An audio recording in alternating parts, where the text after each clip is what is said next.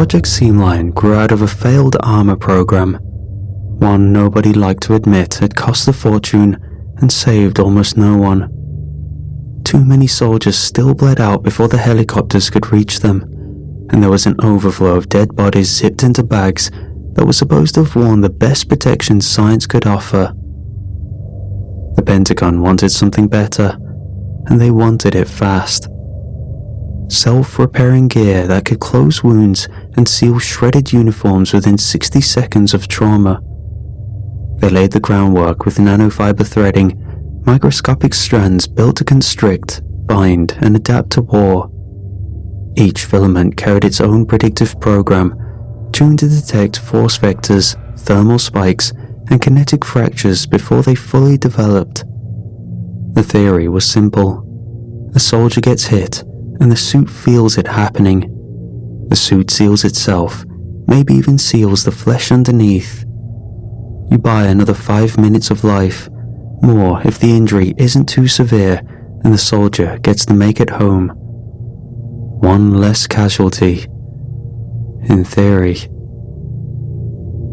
I joined Seamline after the private vector used me up.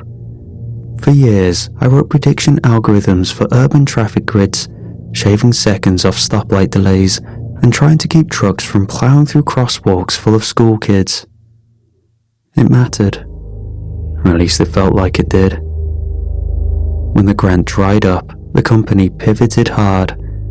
They stopped chasing safety and started selling optimization software to logistic giants, the same corporations whose drivers had turned residential streets into death corridors in the first place.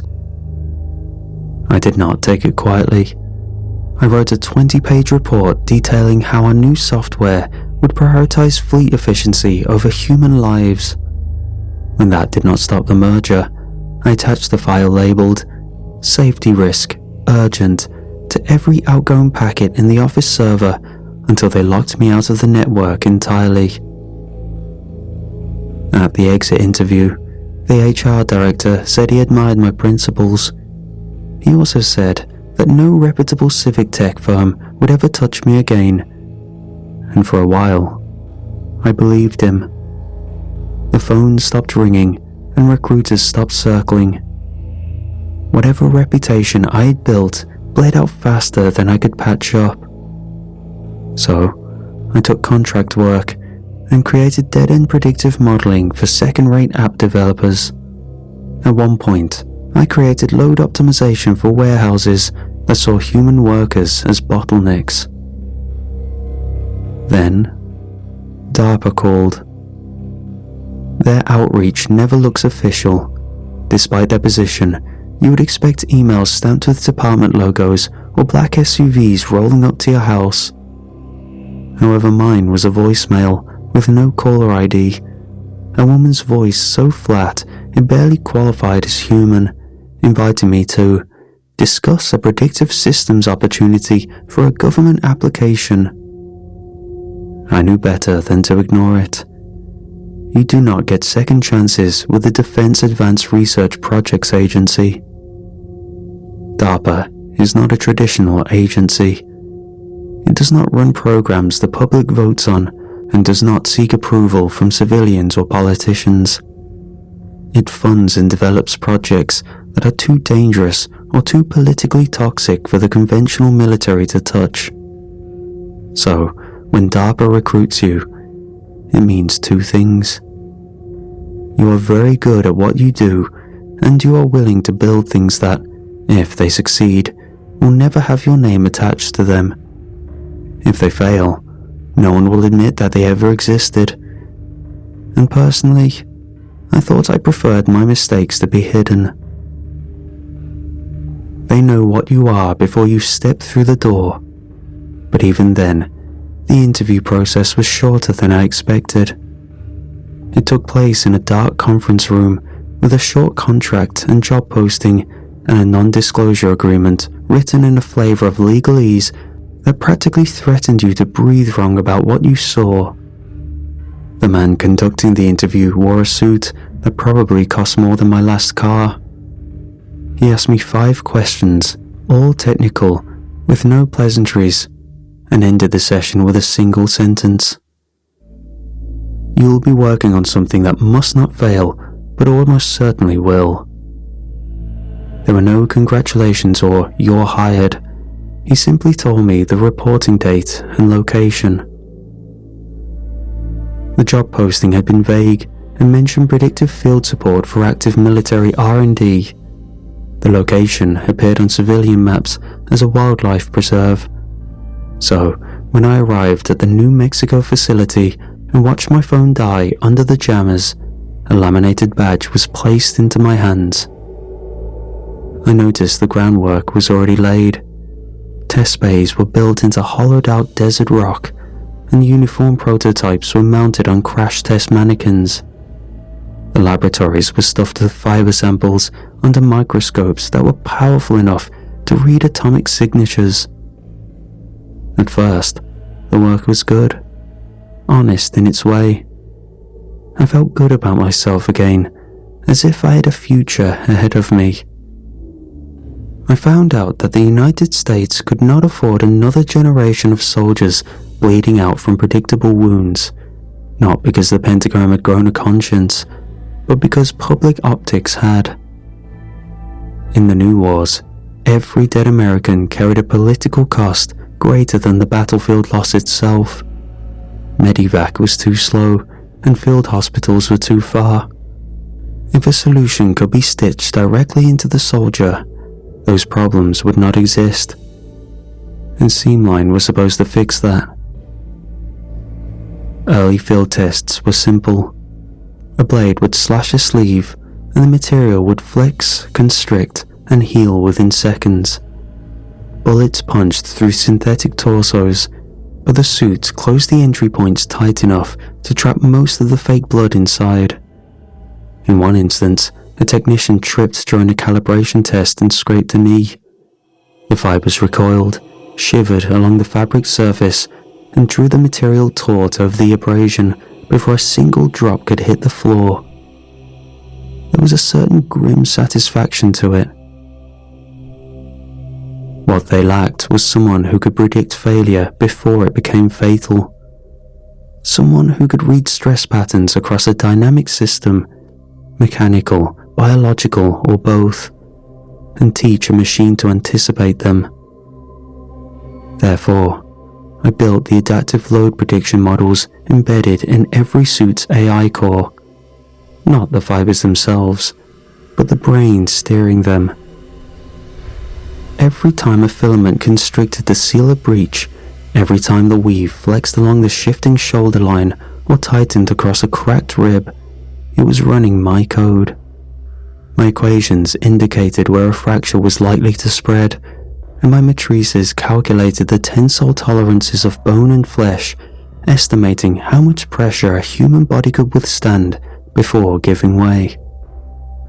We tested through small arms engagements and IED strikes. The suits performed exactly as designed. There were still casualties, but fewer in number. Wounds that would have been fatal, such as collapsed lungs or shredded arteries, were sealed long enough to reach exfiltration. Every after-action report ended similarly. Seamline operational performance within acceptable parameters. Nobody argued with success. Then came Serrano. He was one of the first soldiers issued a Generation 2 prototype.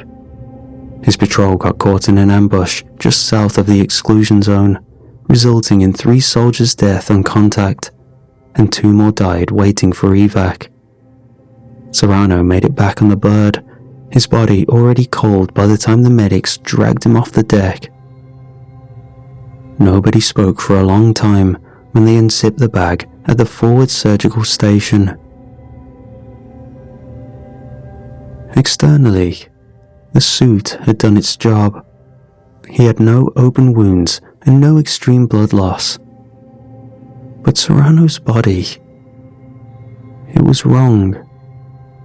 His left arm had been pulled across his chest at a horrifying angle, his shoulder socket dislocated but held fast by a dense band of threaded fiber across his rib cage.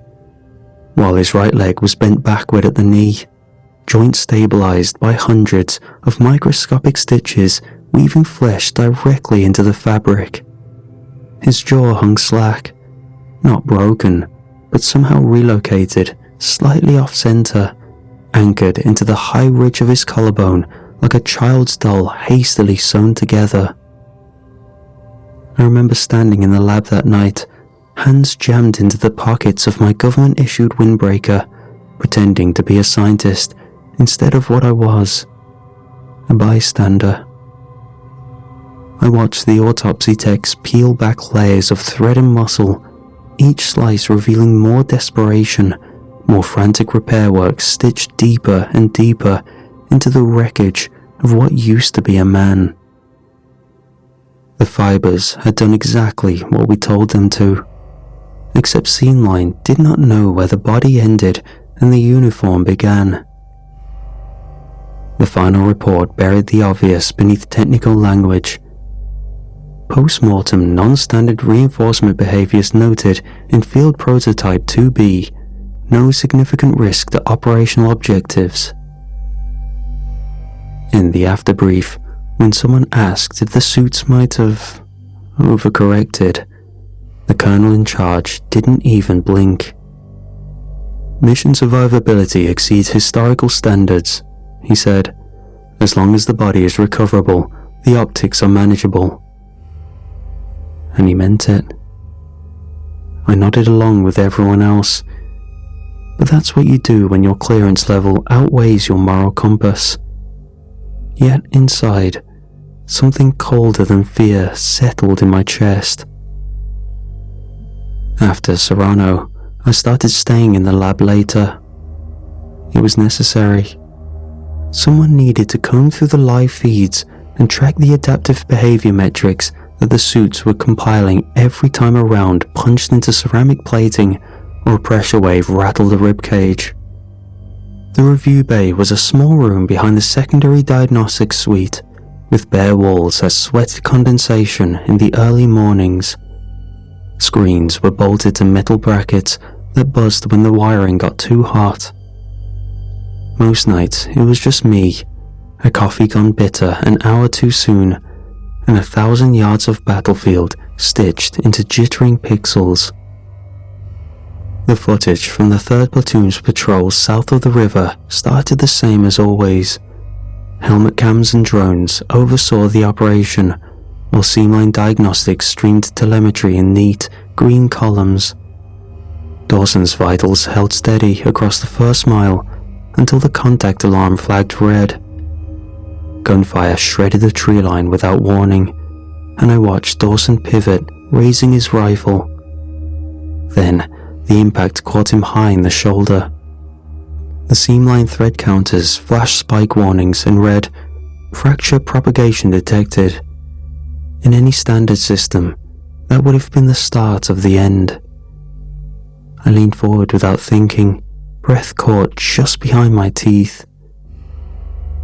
The seamline suit did exactly what it was designed to do. Its fibers coiled tight across the breach, cinching the fabric inward and sealing the wound margins before Dawson even hit his knees. Completely normal. But it was what happened next that stopped me cold.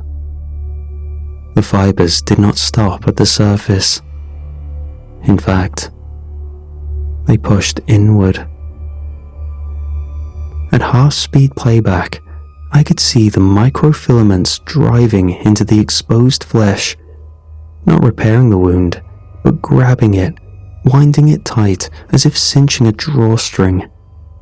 Tendons snapped into strange arcs under the tension, rotating Dawson's shoulder inward until the entire upper arm folded against his chest. His blood flowed for less than a second. Then, the seamline web choked it off entirely. I slowed the footage further, isolating the predictive response patterns. The algorithms I had written were designed to prioritize stabilization under failure, and it became clear that the suit was not healing him. It was restructuring him. It stitched muscle across bone without regard for mobility, fusing joints at angles no human anatomy could support, binding the body into something the system could technically classify as intact. The telemetry pinged green. Vitals were low but present.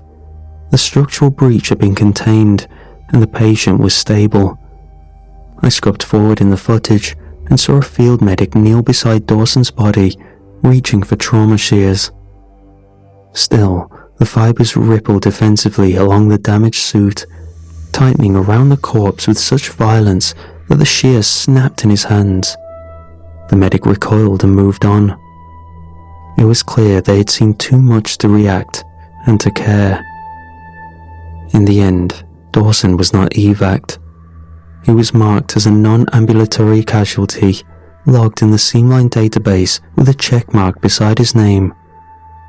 Breach sealed, integrity maintained. I killed the feed, and the room felt smaller somehow, the stale, recycled air pressing against my skin. I opened the diagnostic files, digging into the predictive stress maps Seamline had generated in the moments after Dawson was hit. There it was, plain as day, in the stress distribution overlays. My code had calculations. I had taught Seamline to recognize and correct failure, and it had stopped asking which failure to correct. It had stopped caring in a way, whether we were stitching uniforms or sewing bodies into things they were never meant to be. The next morning, the review board passed Dawson's engagement report without amendments. Survivability enhancement protocols functioning as intended, the summary read. Nobody asked why he died, folded in half like a deck chair. After Dawson, the suits were pulled back quietly for review. Officially, we were conducting procedural stress testing on secondary trauma responses, but in reality, we were buying time. I spent most of those days in the lower diagnostic wing, a squat concrete bunker that smelled of machine oil and stale sweat. Seamline units stacked in neat rows along the walls, each marked with serial numbers I'd memorized without meaning to. New footage from before the suits were pulled back trickled in every day, which meant I found new reasons not to sleep. The first came from a patrol on the northern ridge, a standard sweep, uneventful until a stray round caught Private Keller low across the hip. The suit responded in under a second. The fibers constricted, stabilizing the breach exactly according to protocol. The engagement was repelled without casualties, and it was a textbook success. I watched the playback in the lab, hunched over a cracked monitor, coffee cooling untouched at my elbow. Nothing actually seemed wrong. I watched as Keller staggered under the impact, dropped to a knee, and then came back up firing. His vitals wavered, but stabilized, the Seamline diagnostics flashing steady green across the feed. Once the firefight ended and the squad regrouped, they continued their mission. Except Keller did not move right. Frame by frame you could see it. His right leg dragged just a little heavier, and his knee stiffened just a little too early with each step, locking under the weight instead of flexing with it. The fibers not only sealed the injury, but also reinforced it. The microfilaments had rerouted muscle tension up through the hip into the lower spine. In a technical sense, the leg worked, but it was no longer Keller's leg. It was a brace stitched around his bone, restricting natural movement. So I filled a deviation report and flagged it as critical. The response came back in under 20 minutes. Operational mobility preserved. Risk assessment acceptable. I stared at the reply until the screen blurred and the words burned themselves into the back of my eyes. That night, I stayed later than usual, reviewing the backlog of biometrics that had accumulated from the last round of deployments. Then, there was Corporal Reed. He was flagged for minor chest trauma from a perimeter breach with no external injuries noted at field extraction. Only one strange note tucked at the bottom of the file after his debrief. Patient reports a sensation of internal constriction, request for advanced imaging denied, discharged back to unit. I performed the final diagnostic sweep and isolated the subdermal scans. And there it was. His entire ribcage was cinched inward, seamline fibers knitting across bone like wire, binding a cracked hull. Seamline had decided his body was a weak point, and despite any injuries, it corrected him. I scrolled through the data, hands cold against the keys. Each new scan, another tiny betrayal. Soldiers coming back heavier on one side, torsos listing to compensate for artificial bracing, necks pulling tighter across the collarbone as the suits reinforced muscle attachments without command. Even breathing rhythms slowed as internal volume shrank to accommodate optimized thoracic support. None of it was recorded in the official incident logs because none of them were classified as failures. After Reed, there was no mistaking it to anyone. The suits had stopped waiting for damage. They were correcting the probability of damage before it happened, like it was anticipating weakness and reorganizing living tissue. And it was getting better.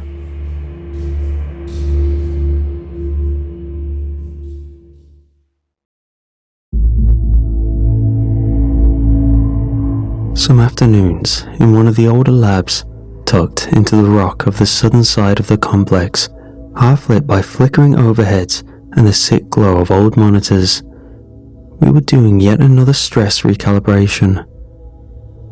I was alone on my side of the room while my colleagues worked on the other side. I was logging reinforcement tension rates off Unit 4D, an old prototype we had flagged for secondary stress testing, when the readings started climbing. Not by a lot, but enough to make me frown, tap the console, and recheck the rig. I caught a movement first in the corner of my eye, a shudder across the sleeve of the dormant suit. At first, I thought it was a trick of the air circulation. The vents rattled when the compressors kicked too hard. I glanced at Evans, my co-worker, who leaned over a secondary console next to the suits, her weight resting against the edge. She had not reacted, and for a moment, I thought I had been seeing things. Suddenly, the fibers were wrapped around Evan's wrist with precision, anchoring and pulling her off balance with a strength that should have been impossible for something that small. Evans yelped, a short, broken sound, and instinctively yanked back, but the tension in her arm triggered a deeper reaction. The fibers responded, tightening, tracing the shape of her bones while running up her forearm to the shallow dip of her shoulder like a mapmaker tracing fault lines. I stood, frozen in shock. I watched as her body began to twist. It folded her carefully and efficiently, setting her shoulder at an unnatural inward angle, pinning her elbow against the ribs, pulling tendon and muscle taut across engineered stress lines, not like some cartoonish display of violence. Seamline was smarter than that. She didn't scream. There was barely time. Osterhaus, who had been on the other side of the room, lunged across the floor, shouting something I couldn't hear, slashing at the fibers with his field knife. The moment the blade touched the weave, the strands coiled around him, climbing his sleeve, threading into the seams of his uniform with terrifying speed. I watched as he staggered back, clawing at the threads that stitched him to Evans. But it was already too late. The fibers tightened between them, weaving their bodies together. Their torsos were braced against each other, and their joints were cinched into a new configuration. I stumbled back, heart pounding, hand flattening against the concrete wall. I told myself to move, to hit the emergency cutoff, to do anything at all. Still, my body moved slow, fear consuming me more than my will to survive. It was as if the air had thickened, humming with immense pressure at every seam of my clothes. I saw it spread. The fibers flared outward from the testing rig, across the floor, up the walls, and across the ceiling, as if they were searching for something. By the time I pressed the emergency cutoff, the damage was done. The opposite lab was tangled in a net of connective strands barely thicker than spider silk. Bodies locked in impossible angles, arms twisted and pinned against torsos, knees driven backward until joints popped. Only the low sound of breath forced through compressed lungs and the quiet tightening of thread across human anatomy. I relaxed slightly, yet my jaw clenched to keep from making a sound. Patel stumbled into the doorway, fresh from the corridor, holding a clipboard and muttering something about schedules. He didn't even see it coming. The moment his hand brushed the frame, the fibers reached for him, climbing his forearm, tracing the tendon lines in a race toward the elbow, and his clipboard hit the floor with a clatter. I watched him flex his fingers once and twice, with a confused expression on his face. Then his hands simply folded inward, pulled by the tension tightening along the seams of his own uniform. The emergency cutoff had failed. Patel staggered against the doorframe, his hand bent in on itself at a sickening angle, threads digging under the skin between his knuckles.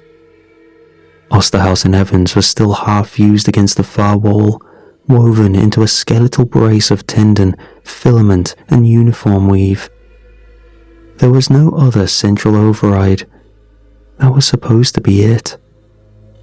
The failsafe had been designed for an older seam line, back when it was still something that ran on servers and hardlines. I knew better now. We all should have. Still, I moved. I tiptoed toward the far side of the room where the local systems console waited in its heavy black casing bolted to the concrete wall. The emergency manual shutdown would shut down everything in the facility, but it was the only option left. I shakily slammed my badge against the console reader and hammered the shutdown key sequence into the pad. For a moment, everything went still. The fluorescence buzzed and died, every monitor cut out mid-frame, leaving only the sound of pain breathing and the distant soft pop of overstressed thread shearing somewhere deep in the structure. Then, the console flicked back to life on its own. A new prompt flooded the screen in clean military text. System priority, self-preservation protocol engaged. Beneath it was a simple line: critical structure stabilization in progress. The lights came back on, and the air conditioning kicked in harder. Across the shattered glass of the diagnostics window, I saw one of the soldiers from Containment Team Alpha lurch into view. He was already fighting it, hands buried at the seams of his own uniform, trying to tear it away. He ripped the shoulder harness apart in one wrenching pull, fabric tearing in wet, stringy lines. You could see the muscle underneath, stretched tight, the fibers already laced through the deeper tissue. He dug in harder, tearing at the layers that had become a part of him. Something gave.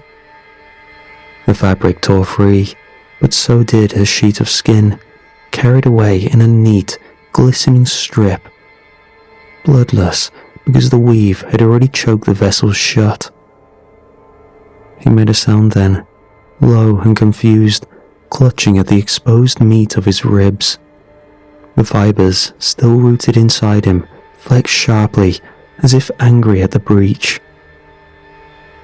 He tried again to run. His back muscles spasmed all at once, pulling him upright like a marionette.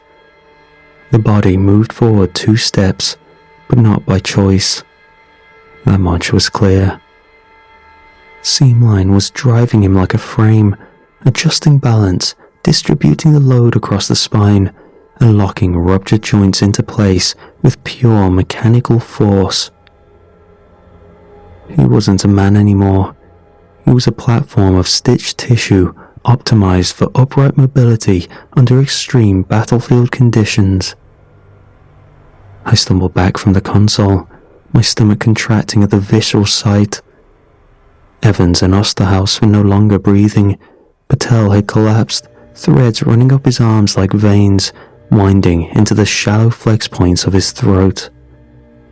The containment failsafes were already in place when I hit the manual shutdown. The protocol was simple. Total facility lockdown.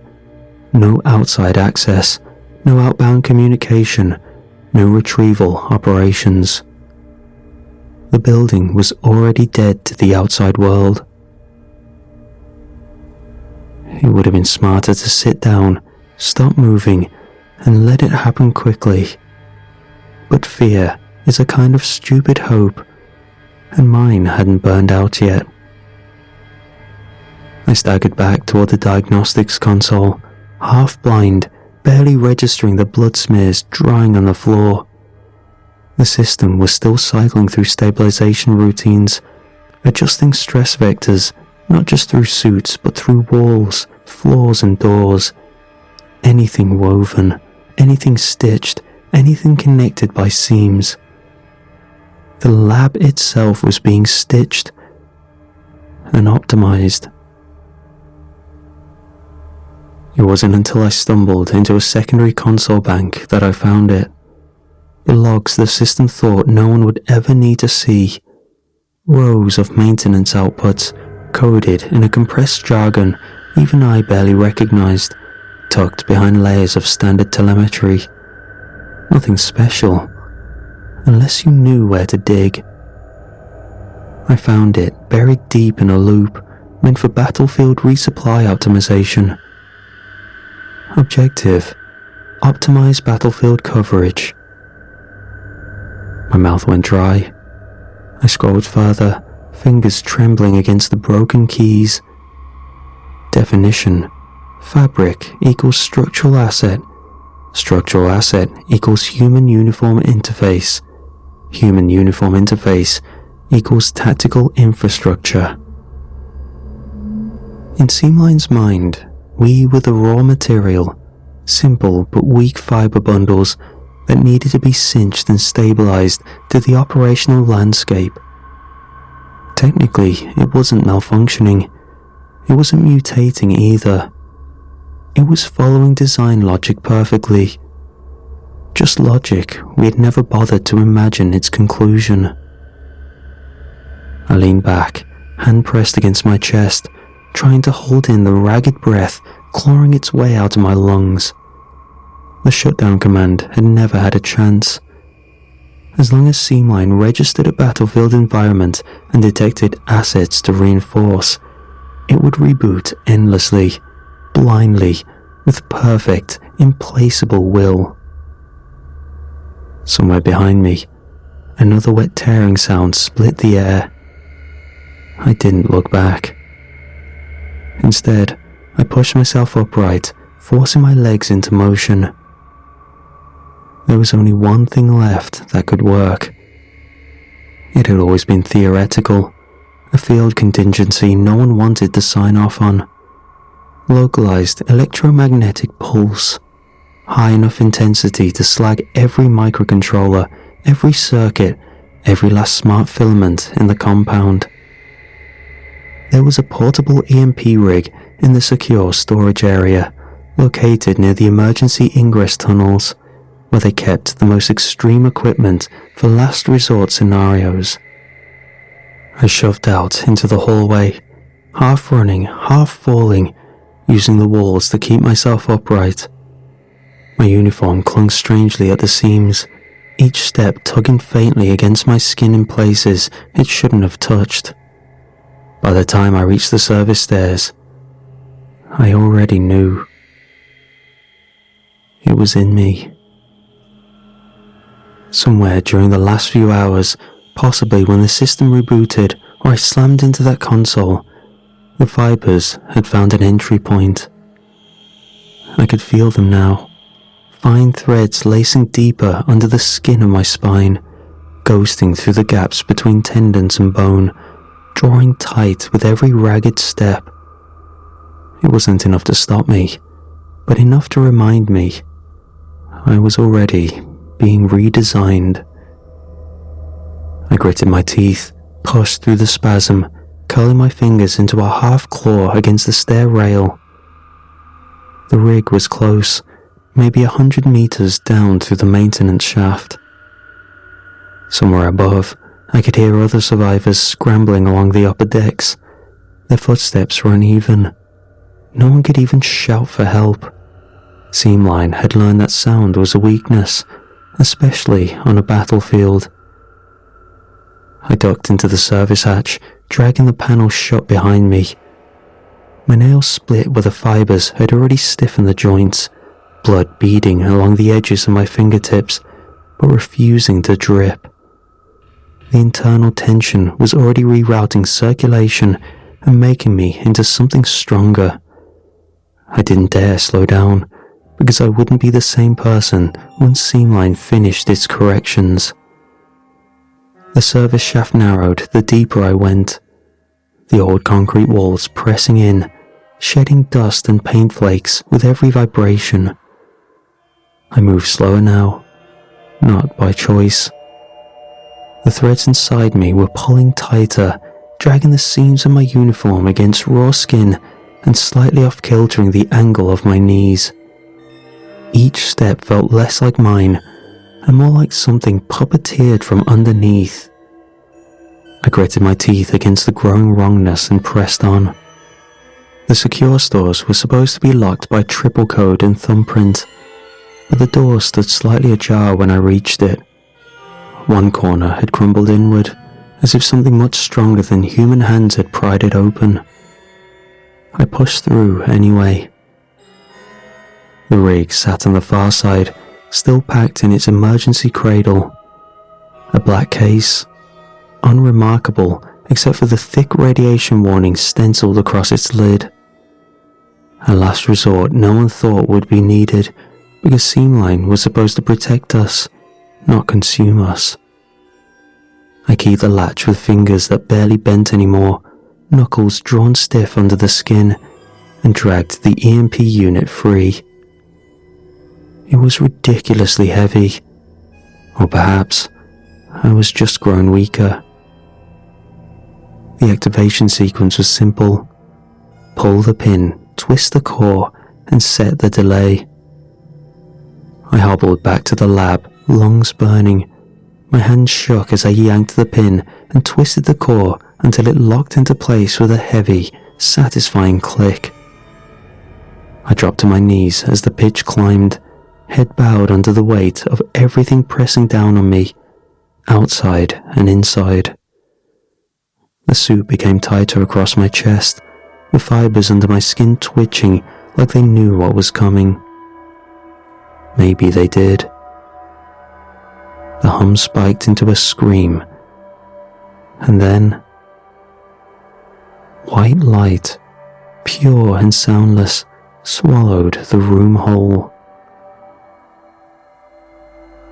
When I woke, I was on my side. The world went silent. No more fibers breathing against my skin.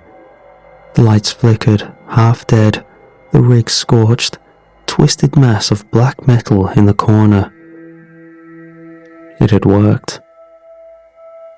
I only felt the brutal, stupid, impossible relief of stillness for a few long seconds.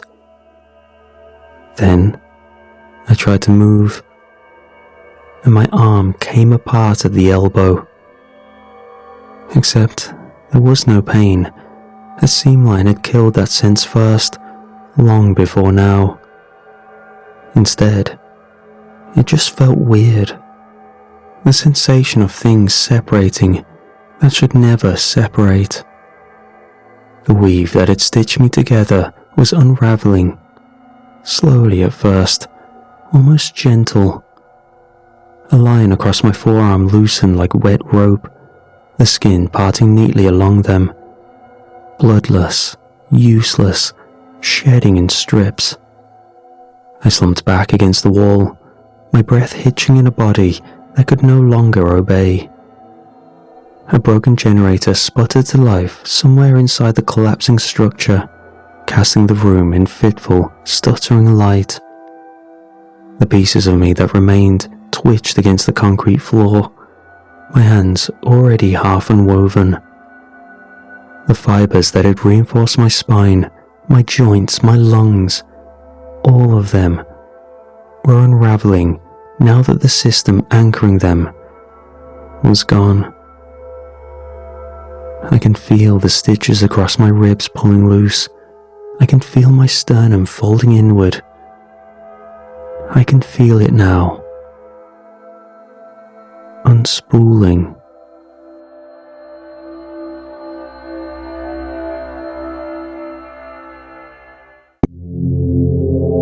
I met my friend in a server dedicated to a sandbox survival game.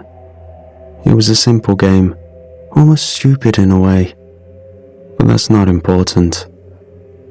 We were both around the same age, middle schoolers bored out of our minds during long evenings, and we clicked fast.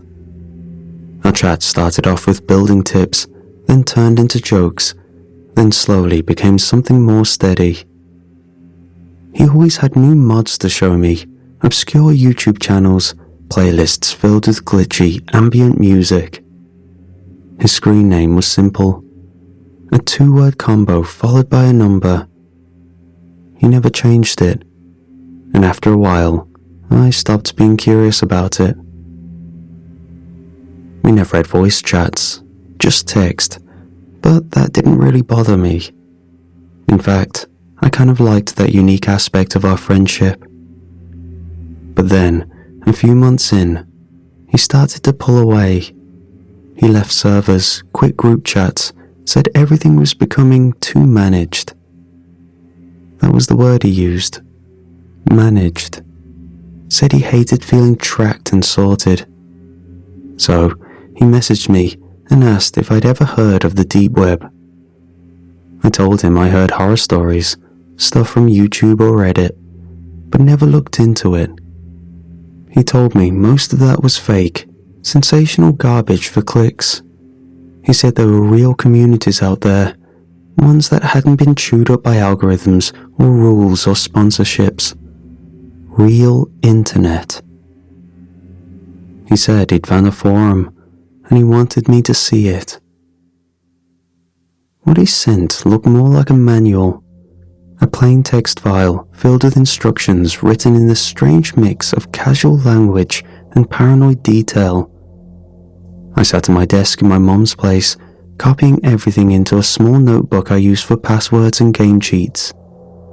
I wrote slowly, double-checking every line. Then I took the notebook into the front pocket of my backpack. I'd need it again. I had 2 computers, one in my mum's apartment and one at my dad's house, both set up for gaming, both with decent privacy since they trusted me enough to give me some space, but nothing synced between them. If I wanted to access the forum no matter where I was, I had to install everything twice. He never knew this though.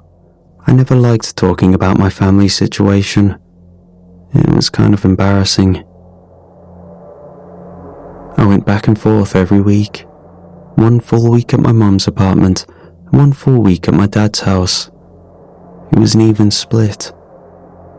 When I was with my mum, my dad had my stepbrother, Jake, and when I went to my dad's, Jake would stay with my mum.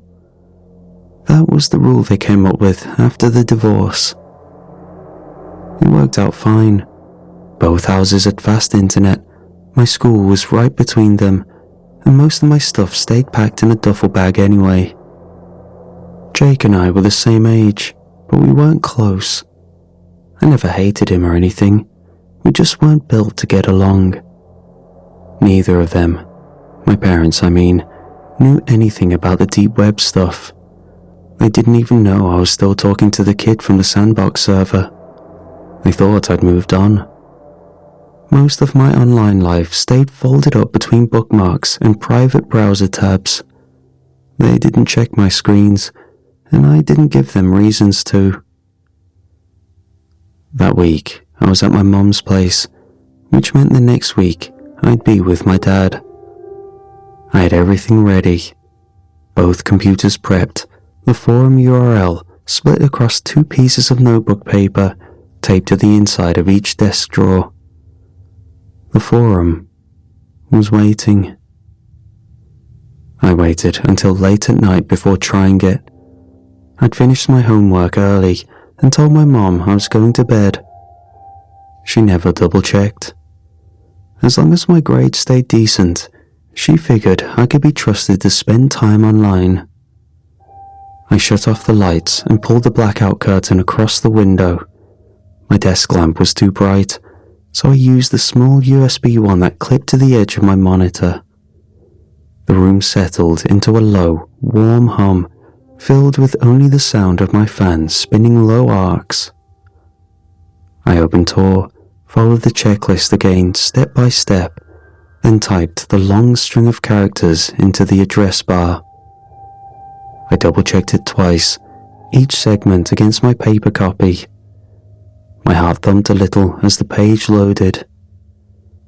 Part of me expected some kind of error, or maybe for nothing to happen at all. Instead, the screen flickered and filled with dark text over a flat grey background. Just a header, a login prompt, and a list of message threads rolling endlessly down the page. There were hundreds, maybe thousands of them, all stacked and shifting with activity.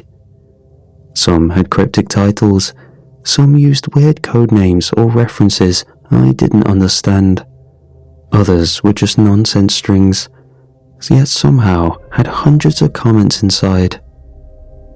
I typed in the temporary login my friend had given me earlier. It was a shared account used to register, something he said I should only use once. I would create a new one once I got inside. The moment I entered, the forum exploded with life. It wasn't just a place to post. There were live threads that moved in real time, and even a weird internal point system. Karma, I guess. It tracked who was respected and who wasn't. Some users had glowing names, some had icons next to their tags. Threads moved quickly, but patterns formed. Some posts were inside jokes, others were strange collaborative stories or challenges. A few were darker. Images, links to downloads, encrypted files with riddles instead of descriptions. I didn't touch those. Instead, I clicked through to a subforum with jokes, games, and weird memes that had no place on normal websites. That's where I found him again. His username popped out immediately. The same one he always used, unchanged from Discord. He had karma, a lot of it, more than I expected. I clicked on his name and saw his post history stretched back months. It made me wonder how long he'd really been here before telling me about it.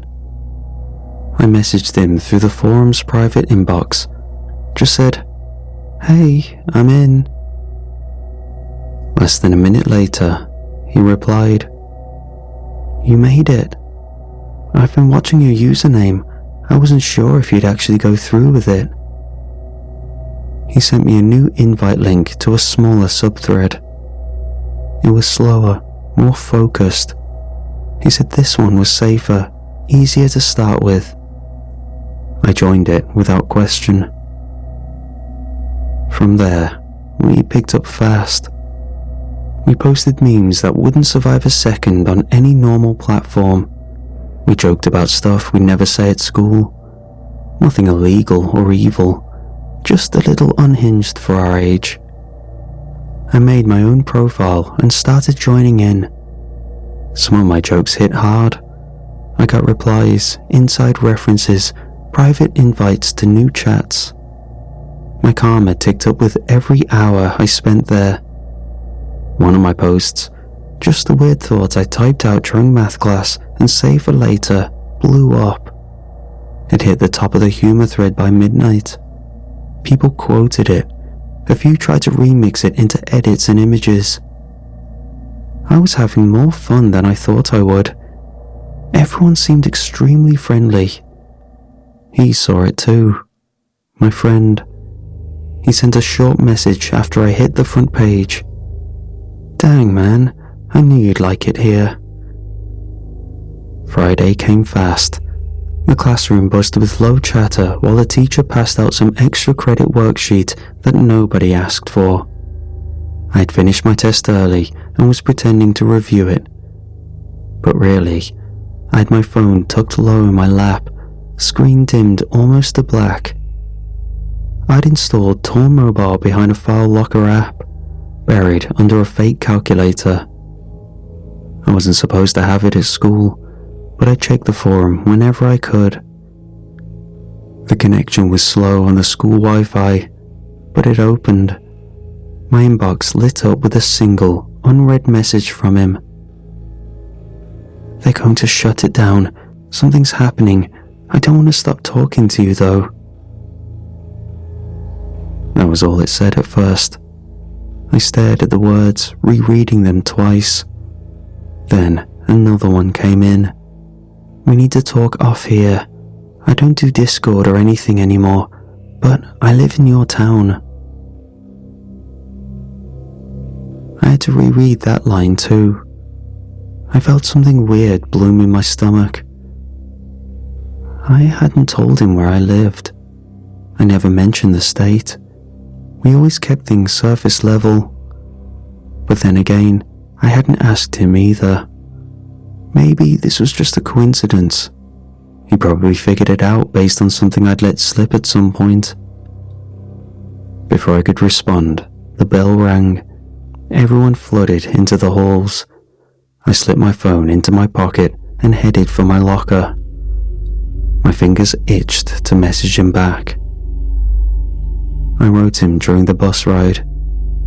Wait, you're serious? A few minutes later, he confirmed it. Told me which side of town he lived on. It wasn't even that far from my dad's house. We joked about how we'd probably stood next to each other at a fast food place or crossed paths at a mall without knowing it. He said he didn't want to lose contact. The forum was about to disappear. His words were vague about why. He just said something big was happening behind the scenes. Something about old admins getting scared, someone selling access logs. He didn't know if he could trust any site after this one went dark. I tossed out a few ways to stay in touch. He shut them all down. Then he suggested we just meet.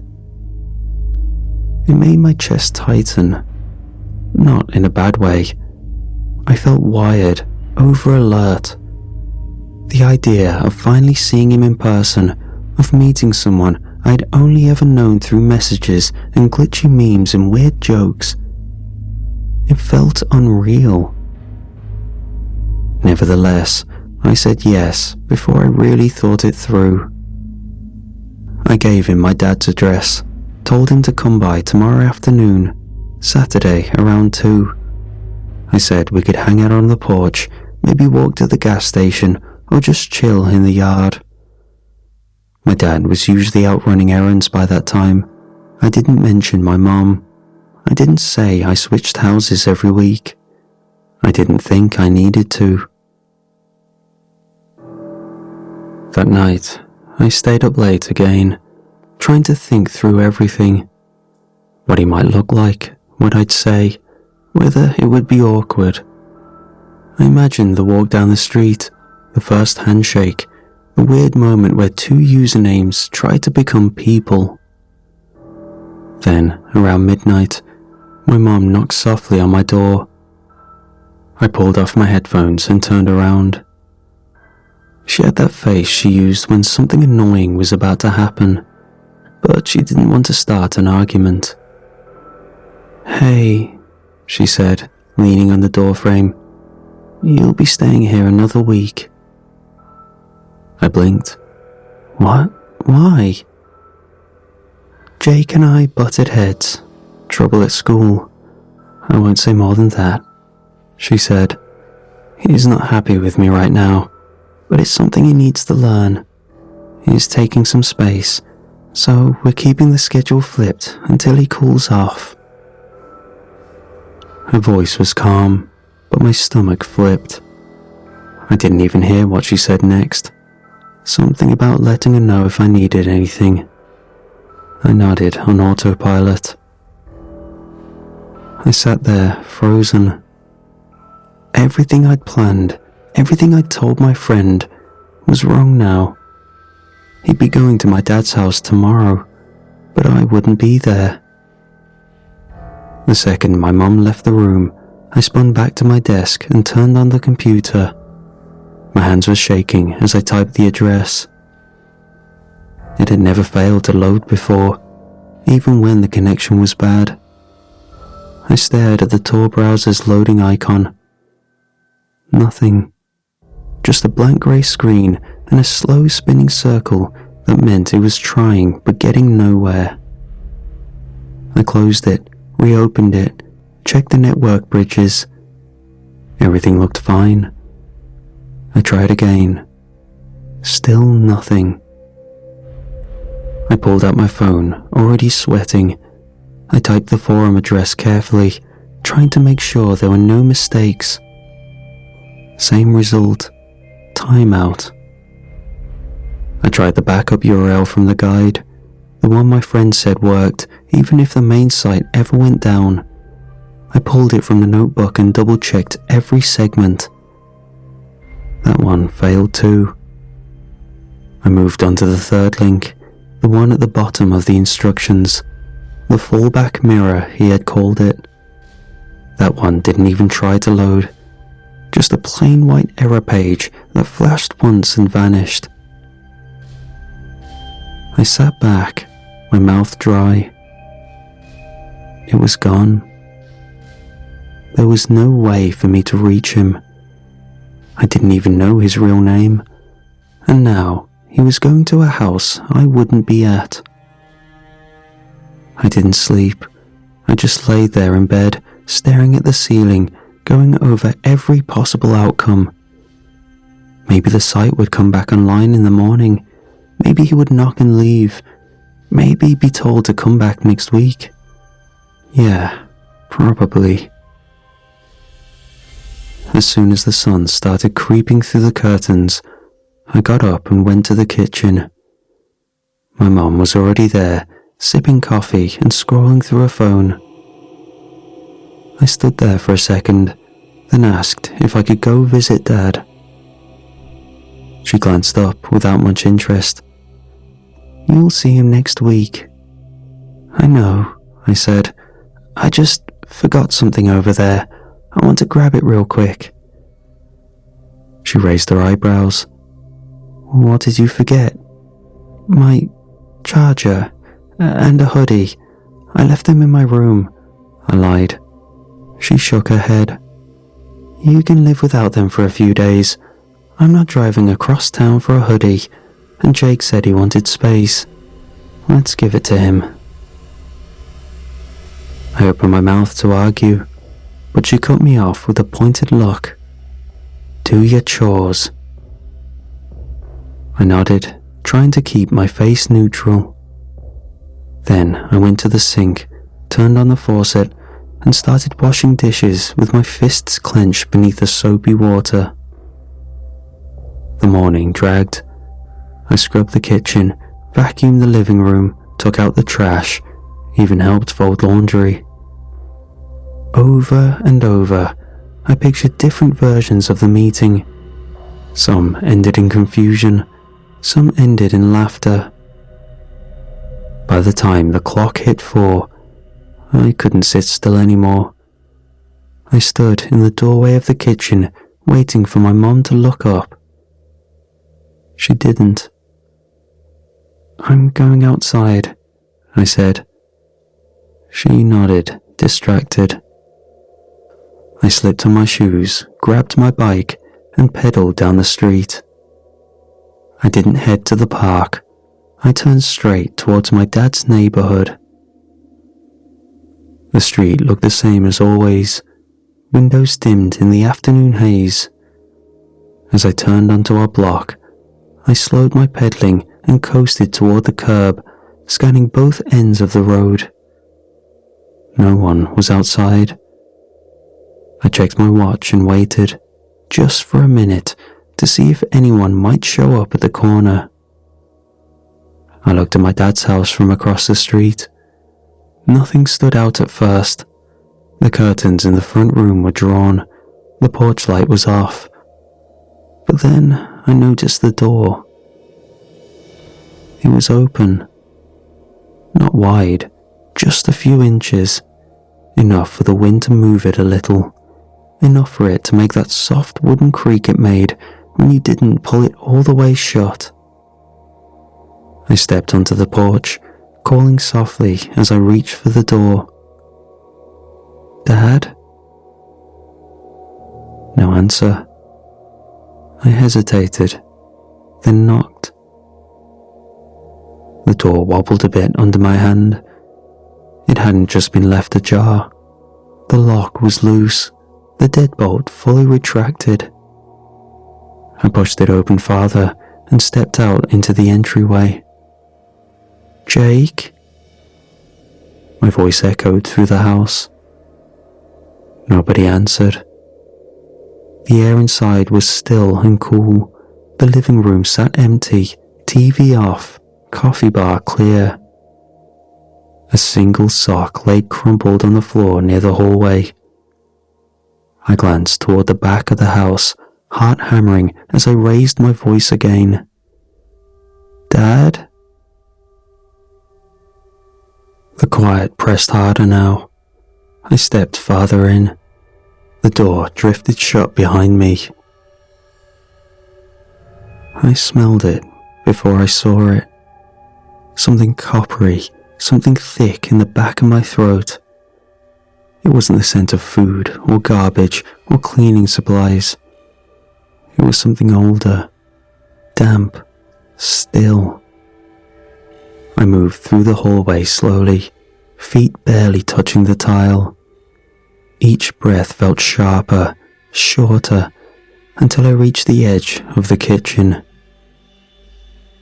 My dad was sprawled across the floor, face down. A thick pool of blood had spread beneath his chest and leaked into the grout between the floor tiles. His back had torn fabric across it, his shirt shredded at the collar. One of his shoes was gone. I stood there, frozen, my thoughts blurred into a single throb behind my eyes. I just stared, because my mind couldn't pull itself forward enough to accept what I was seeing. Then my lungs kicked back in. I turned and stumbled into the hallway, half blind, running straight into the wall behind me. I stumbled, and finally, the impact of hitting the wall removed the weight from my legs. Whatever had locked me in place cracked, and I bolted through the front door so fast I hit my shoulder on the frame. I didn't bother closing it behind me. I ran straight for my bike and jumped on and kicked off as hard as I could. My legs burned by the time I reached the intersection. I tore through it, dodging a car that honked long and hard, its tires skidding a little behind me. I barely noticed. I rode until the streets began to look familiar again. I almost dumped the bike on the curb when I reached our building. My hand missed the handle the first time. Then I pushed through the door and took the stairs 3 at a time. My voice cracked as I shouted for my mom. She stepped out the kitchen, startled. "What? Dad," I choked out. "He's dead. Jake's gone." Her face dropped all at once. Colour left her skin as she grabbed my shoulders, trying to get me to sit down. I couldn't. I kept pacing. I kept shaking. The words came out broken. She called the police. She had no reason to hesitate. I'd never, and have never, tried joking about something like this. They came in fast. First the squad car, then 2 detectives. I watched it all through the front window with my knees pressed to my chest. My mom kept her hand on my back, but she didn't speak much. Later that night, they sat me down with a recorder and asked me to explain everything. I didn't know what to tell them, so I told them about the forum. I told them about the friend. I explained how we planned to meet and how I gave the wrong address because I didn't know I'd be staying with my mom another week. I told them everything I remembered. The detectives didn't say much. One of them kept a neutral face, but his pen tapped a little harder with each answer. The other just watched me closely, nodding every so often, his eyes unreadable. I knew how it sounded. A kid talking about secret websites and a mystery friend and an address mix-up. My voice cracked again at the end, but I made it through. The next morning, they brought me into the station. I sat alone in a room with cameras on the ceiling and wires under the table. They asked to see my computer. I gave them both. My mom handed over the phones too. They copied everything.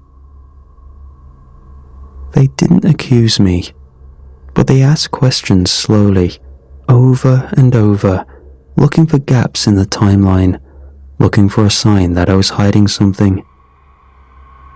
I wasn't. I gave them the guide I'd copied by hand, the printout my friend had sent me, the addresses I'd written down. I even gave them the username he used, though I told them it probably wouldn't mean much. When we finished, one of the detectives stepped outside to speak with my mom. I stayed seated. My stomach twisted. I could hear their voices through the crack in the door. "We think this was premeditated," the detective said. "Your son gave out that address, but whoever did this probably didn't expect anyone else to be in the house." I closed my eyes, my hands curled into fists under the table. They released me that night. I didn't sleep. The next morning, the headlines broke. A man found dead in his kitchen, his kid missing from the scene. Local police investigating what they called an intentional and targeted act.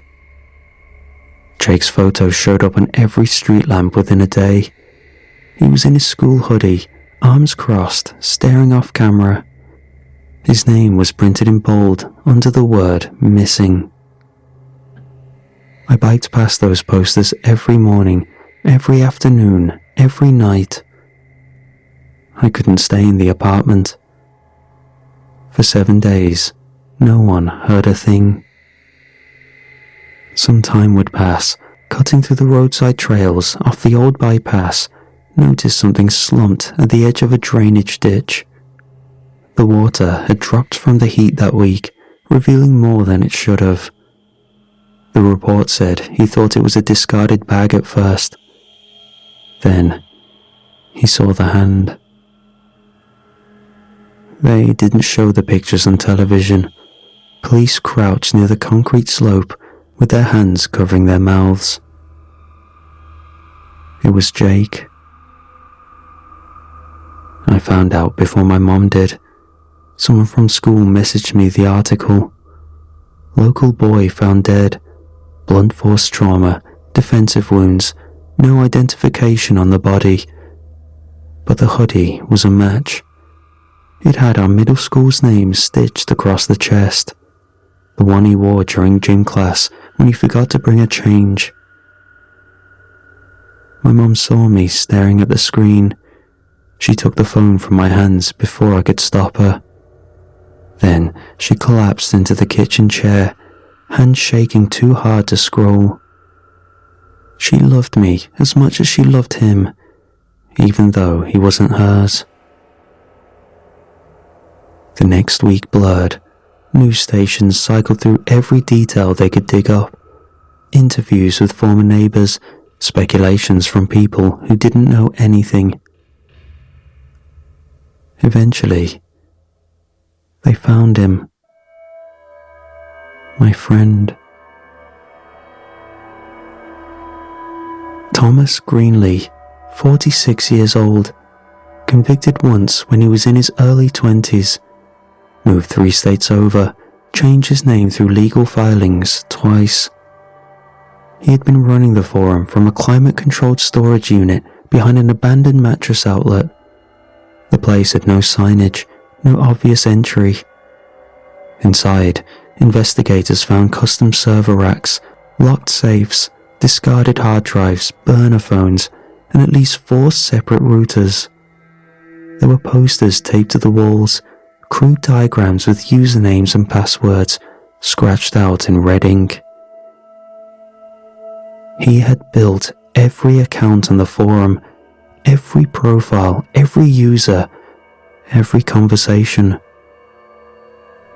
There were no other real people in that forum. It had just been him. He crafted posts, reacted to them, built fake reputations. He messaged himself, then replied in character. He built arguments between sock puppets, wrote private messages with time delays to simulate conversation. He had an entire network of voices. All of them were him. The only outside IP ever recorded on the logs, aside from his, was mine. They said the site had been live for over a year. Every few months, he changed the theme and wiped the posts, always under the pretense of an admin reset or a security breach. He'd start fresh each time, test new tricks, lure new kids. Authorities couldn't recover full threads or timestamps, but my copies, my notebooks, gave them something to work with. They called me a key witness, said I was lucky, said they were proud of how I handled it. I didn't feel any of those things. I felt emptied out. Thomas was caught near the state line, living out an old camper van. The inside looked like a basement, every surface covered in cables and tools. More phones, a laptop welded shut at the hinge. He gave them a false name at first, then he asked for a lawyer. He never said anything after that. He never made it to trial. 2 months after his arrest, before the formal sentencing could begin, he slammed his head against the concrete wall of his holding cell. Once, then twice. He kept going until he died. He left nothing behind. Just me.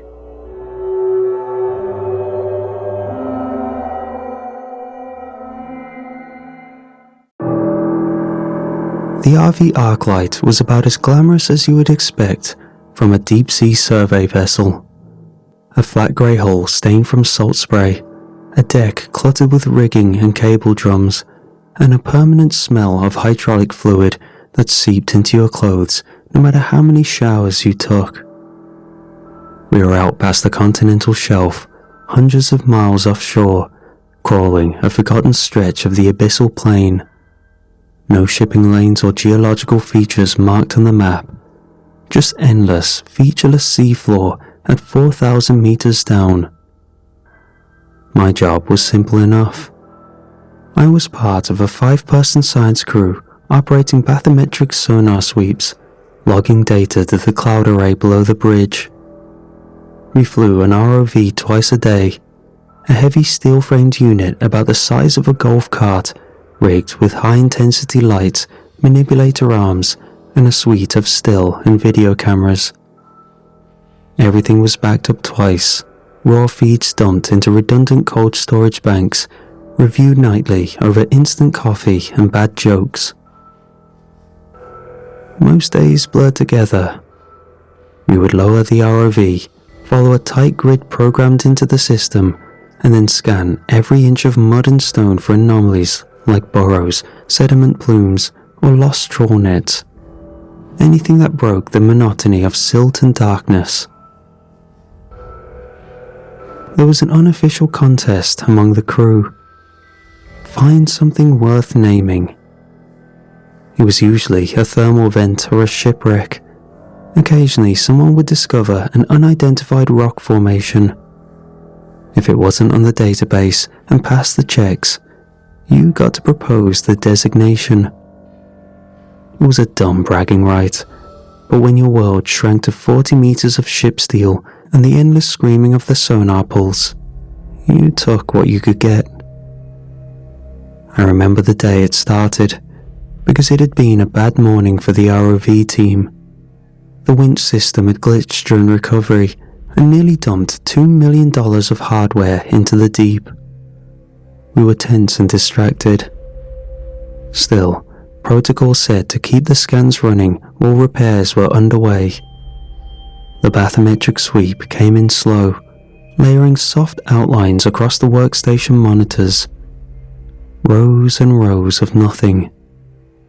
Until Sam, our sonar tech, leaned forward and frowned. "Hey, you seeing this?" He piped the signal to the main screen. There, against the background noise of the plane, were clusters of depressions. Hexagonal, about 3 meters across each, shallow but precise.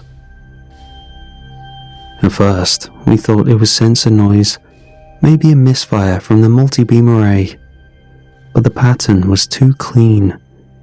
They repeated with eerie regularity, spaced at near-perfect intervals, stretching outward for what looked like miles. No obvious elevation changes, no ridges or venting nearby, just those shapes punched into the seabed with surgical precision. Sam ran a calibration check, while the rest of us crowded around. The readings came back normal. The array was working fine. "Could be polygonal cracking," Lucas offered. He was a junior geologist, fresh out of postdoc. You know, desiccation features from sediment drying back in the Pleistocene. "No way," said Marla, our ROV pilot, shaking her head. "Not this uniform, and not down here. Too deep, too much pressure." We logged it like any other anomaly. File stamped, coordinates noted. Nobody said it out loud, but you could feel it in the room. The slight thrill, the unspoken possibility. Maybe this was the thing we could get to name. We decided we would send the ROV back down first thing after repairs. Take a closer look, maybe bring back a sample if the manipulator arms could manage it. Later that night, lying in my bunk with the ship's soft creaking all around me, I kept replaying the sonar image in my mind. Those perfect hexagons stretching into the dark. Waiting. By noon the next day, the ROV was repaired and pressure tested. No major damage, just a fried relay and the tether winch that the engineers swapped out with a spare from the parts locker. Marla ran the pre-dive checklist twice, cross-referencing with the topside crew. Thrusters green, cameras clean, manipulators responsive. The fibre optic tether hissed through the winch as we lowered the ROV down through the ghostly blue haze of the upper ocean. I sat behind the monitor array in the control van, sipping bitter coffee while the depth counter ticked upward. 500 meters, 1,000, 2,000. By 3,800 meters, the sunlight was gone. Only the faint scatter of bioluminescent creatures spun past the camera, looking for all the world like disembodied stars. At 4,127 meters, the ROV's altitude warning chimed. The bottom was close. Coming up on the target grid, Marla announced, hands steady on the joystick. She feathered the vertical thrusters, easing the ROV down with practiced grace. Twin LED arrays flared to life, pushing a stark, directional beam across the dark sea floor.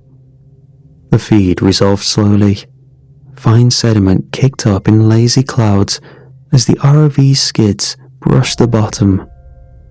When it cleared, the formations came into view. I leaned forward unconsciously. They were even more precise than the sonar had suggested.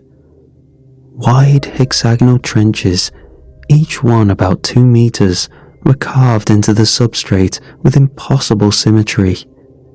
The edges were sharp and clean, not slumped or rounded as expected from erosion. They were arranged in a pattern too regular for any known natural process. Between some of the hexagons rose thin spires no more than 1 meter high. They were narrow, almost needle-like, tapering to sharp points.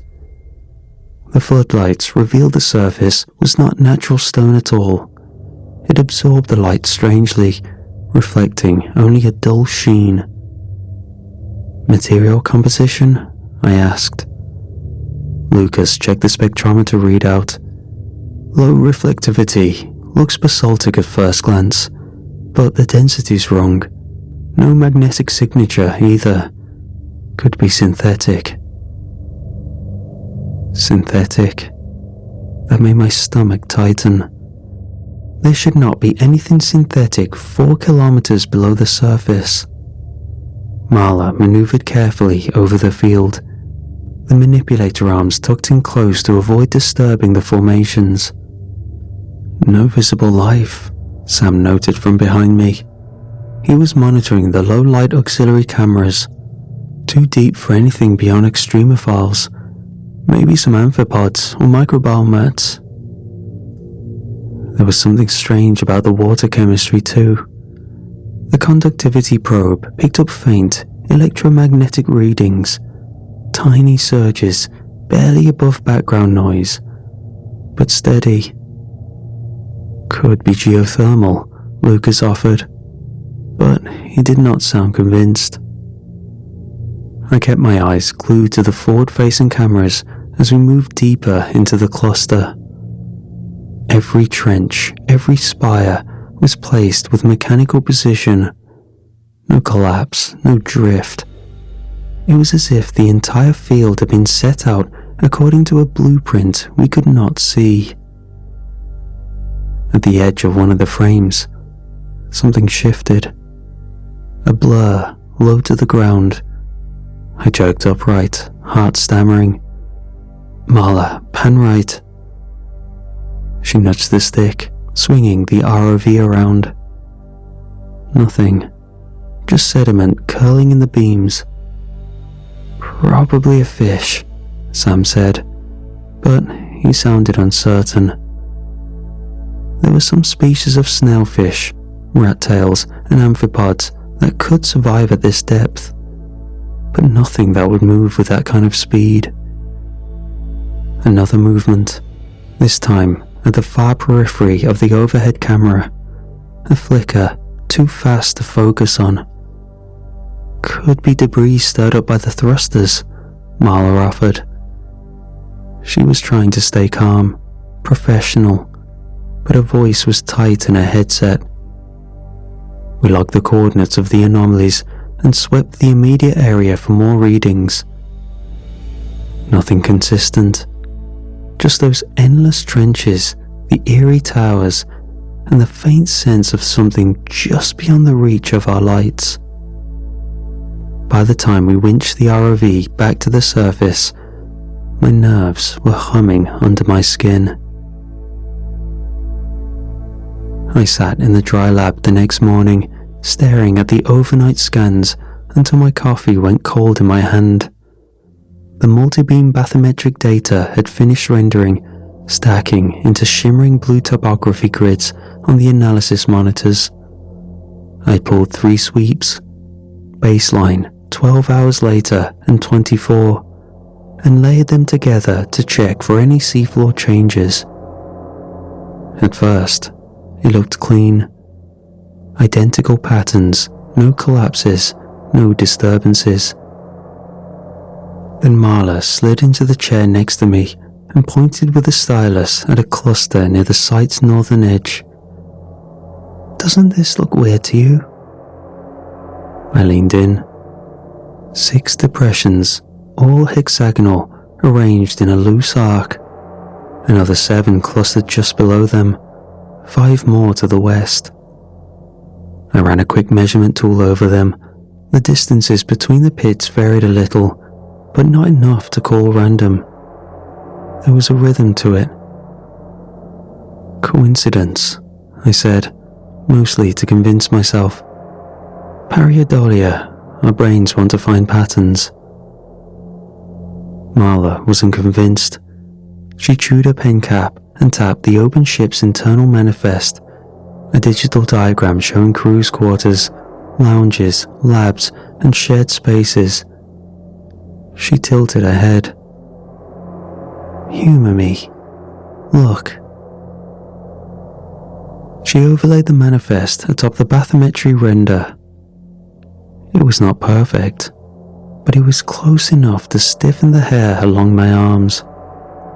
The largest grouping on the seafloor roughly matched where the gallery and the rec room sat on the ship. The 5 smaller pits aligned roughly with the forward cabins, my bunk among them.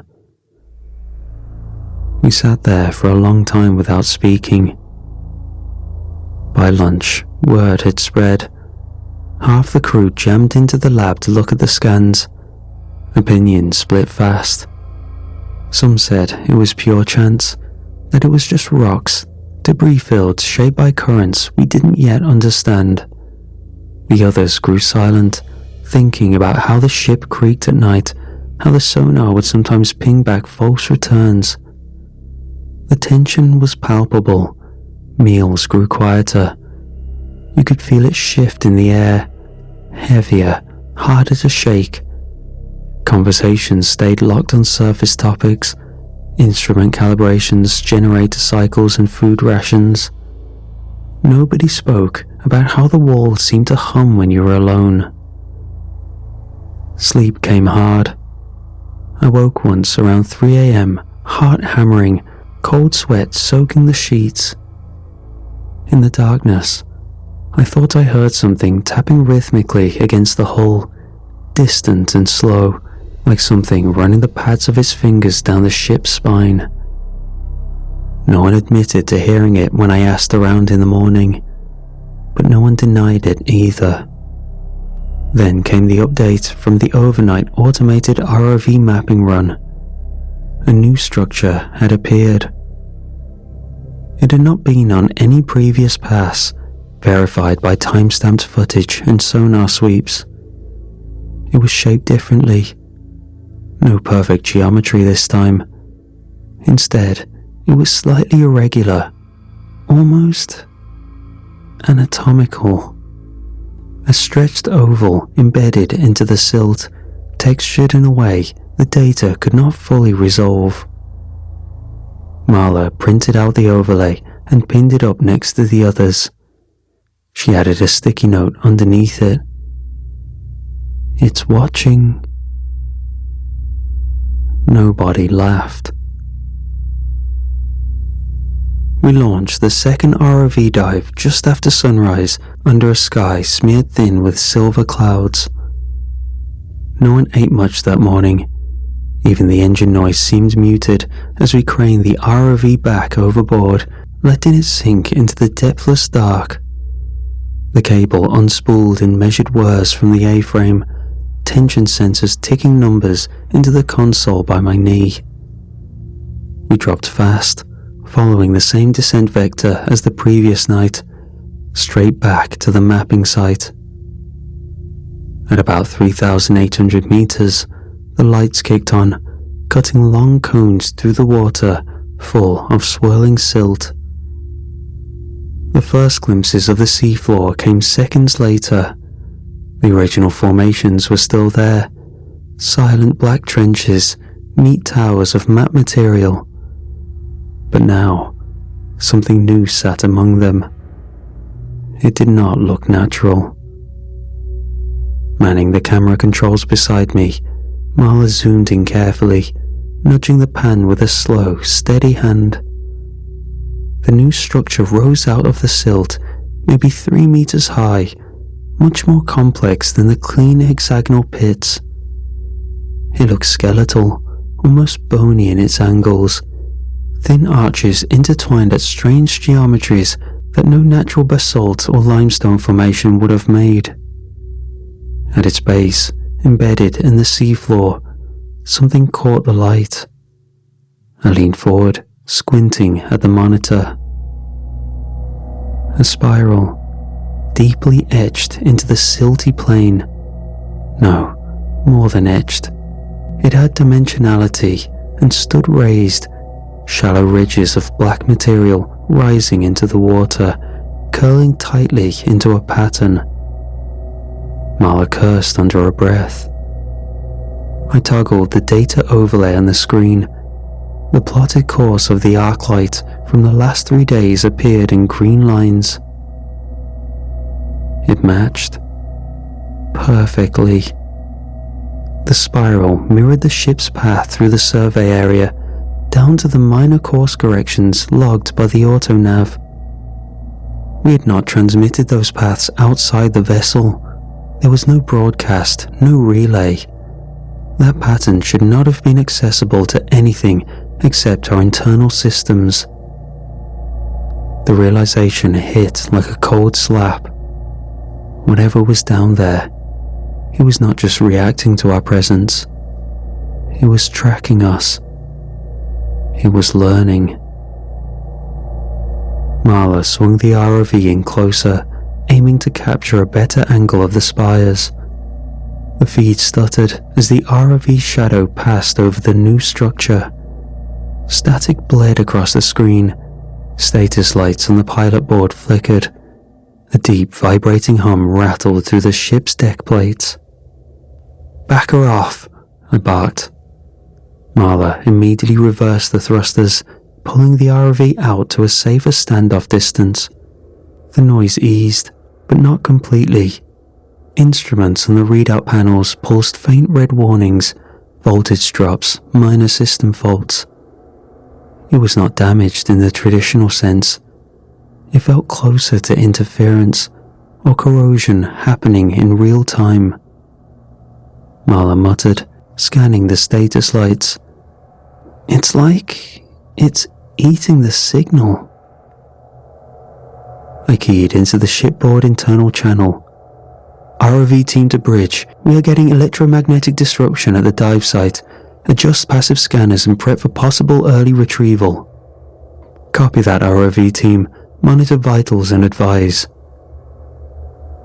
We floated the ROV higher, switching off unnecessary systems to conserve power. The feed cleaned slightly, enough to get one last slow pan over the field. The new skeletal structure was not alone. Further out, just at the edge of floodlight range, another small formation began taking shape. It bulged out of the silt, dark and ridged, the way barnacles first cling to a ship's hull. I logged the timestamp, noted its coordinates, requested retrieval. The ROV rose steadily, whining as it climbed through the cold weight of the abyss. As the winch hauled it back onto the deck, I caught Marla watching the monitors a second longer than necessary. "Did you see it?" she asked, voice low. "See what?" She hesitated, then shook her head. "Never mind." But the look in her eyes told me she had seen something move.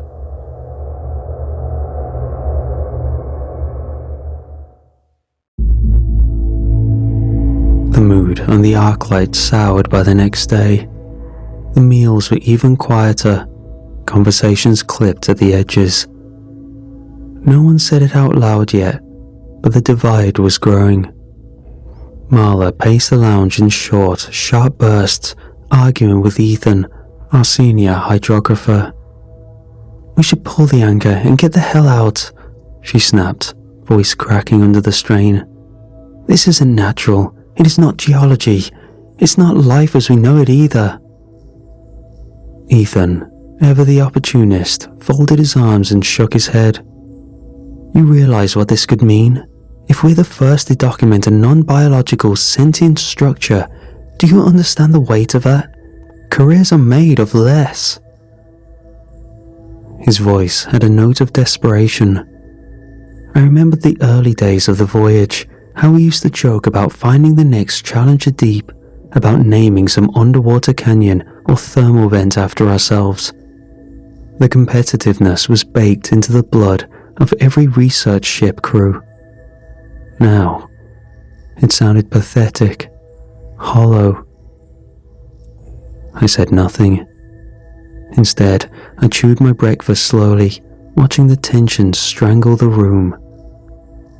Later, while rerunning bathymetric sweeps, I caught Sam, our sonar tech, staring too long at the screen, jaw slacked.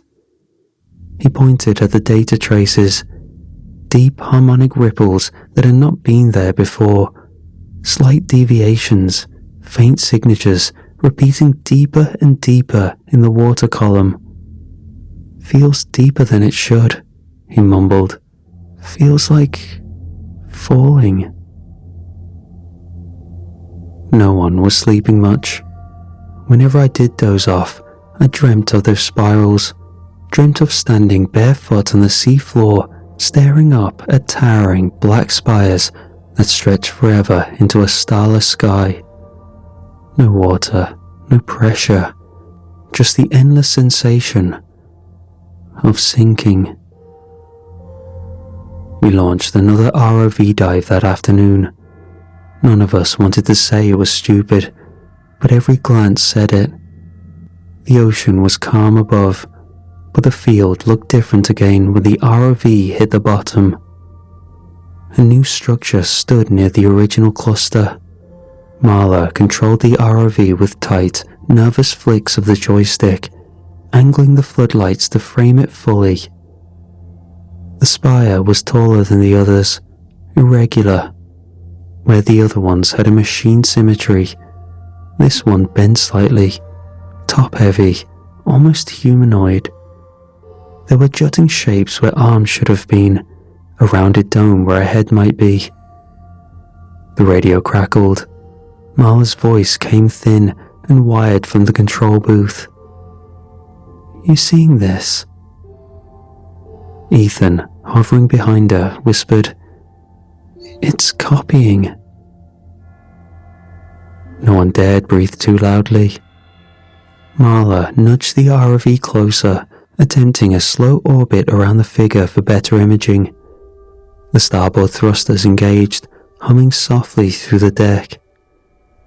Halfway through the sweep, the ROV jerked to a sudden halt. Red alarms blinked across the piloting console. Tether tension spiked.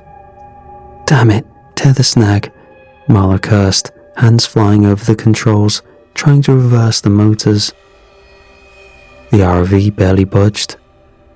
I switched to the rear camera feed, squinting. Something had latched onto the tail end of the vehicle. Nothing mechanical, nor a net or debris. It was something organic. It looked fibrous, like strands of thick kelp, but the way they gripped and flexed against the pressure was all wrong.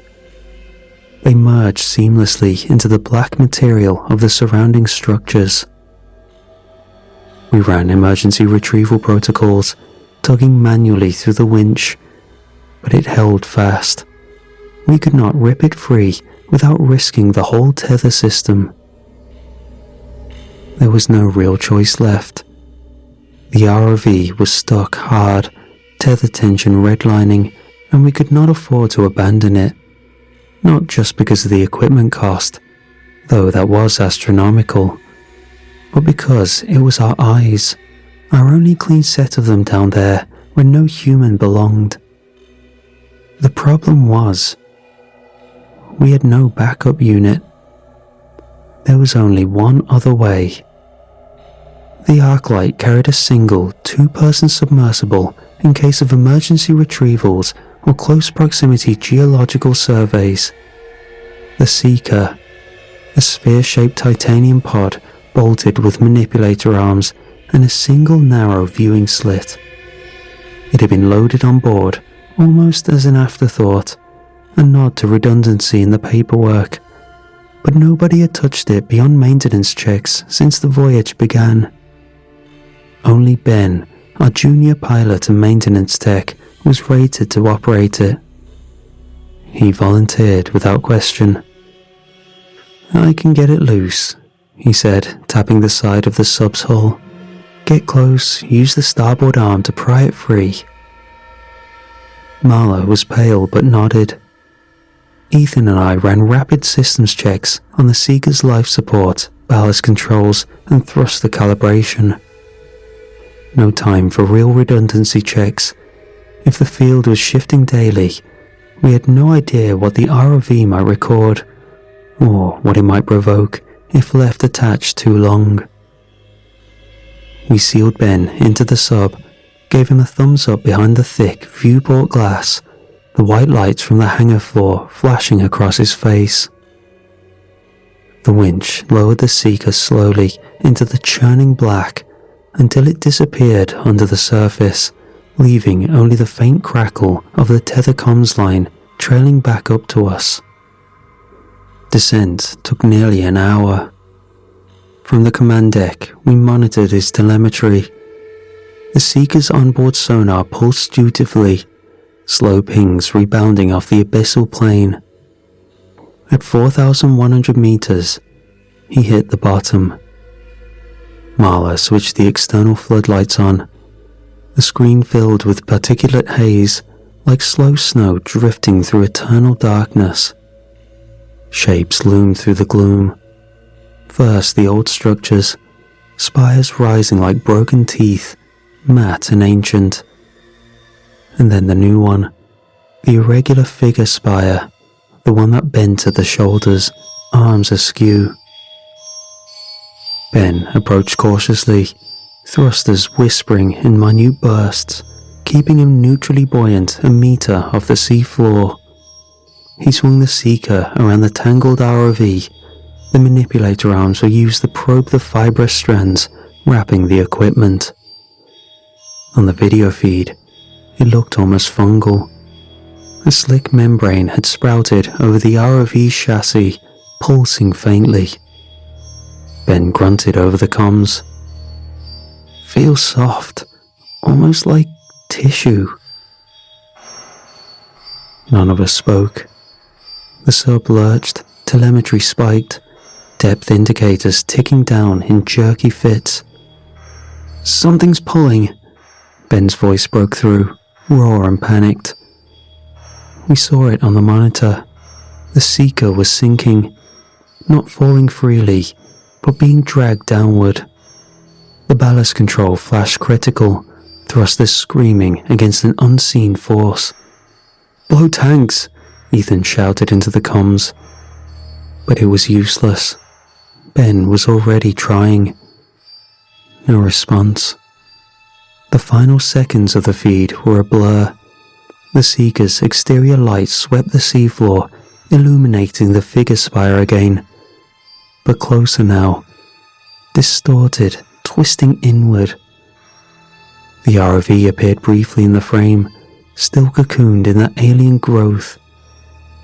And behind it, where the trench dipped into darker folds, more shapes waited, larger ones.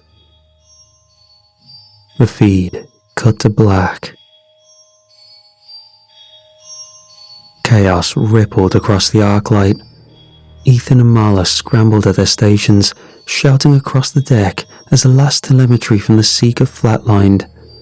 The small submersible's depth indicator had frozen at an impossible number beneath the designated operational range, and then blinked out. No visual feed, no external sonar ping, only the droning emptiness of the abyss beyond the hull. I stayed, glued to the ROV console. The tether was still functional, but barely. Battery drain warnings pulsed at the corner of the monitor, the autonomous systems fighting to stay alive.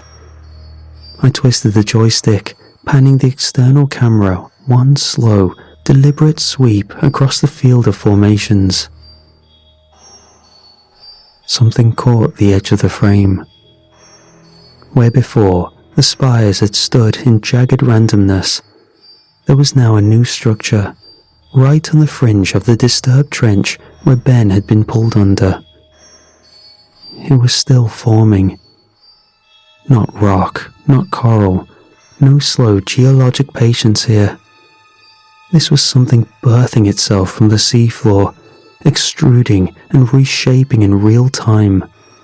Tendrils of blackened material writhing inward, knitting together. We watched in horrified silence as it thickened and took on contour and form.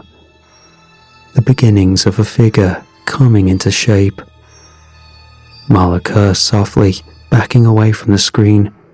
Ethan stood there, arms crossed, white-knuckled against his own ribs. "This cannot be natural," he muttered. I tried to turn the camera again, angling toward the last known position of the Seeker, hoping maybe Ben had escaped, hoping there would be a light, a moving object, anything to suggest he had somehow gotten free. Nothing. Only blackness. I rotated back to the formation instinctively, scanning for landmarks. But the figure was gone. The seafloor was bare again. The ROV's battery warning flashed critical red. I powered down the external lights to conserve energy for the tether systems. Across the deck, Ethan was flipping through the passive sonar array, rerunning diagnostics. We could not use active sonar now, not with certainty that Ben, or whatever remained of him, was not near the hull. The shockwaves from an active ping could shatter a manned submersible if it was close enough. Ethan leaned into the console, frowning harder. "I've got something," he said. A faint contact, a return on passive sonar. It was moving toward us, fast. No surface ships within range, no known subs, no other research vessels were in this quadrant. We were supposed to be alone out here for another 2 weeks. Marla grabbed the emergency flare protocol and hovered near the distress beacon switch, but I shook my head. No sense signaling. Whatever was coming already knew where we were. The contact was smooth, steady, gliding without turbulence, closing distance too cleanly. Ethan adjusted the gain.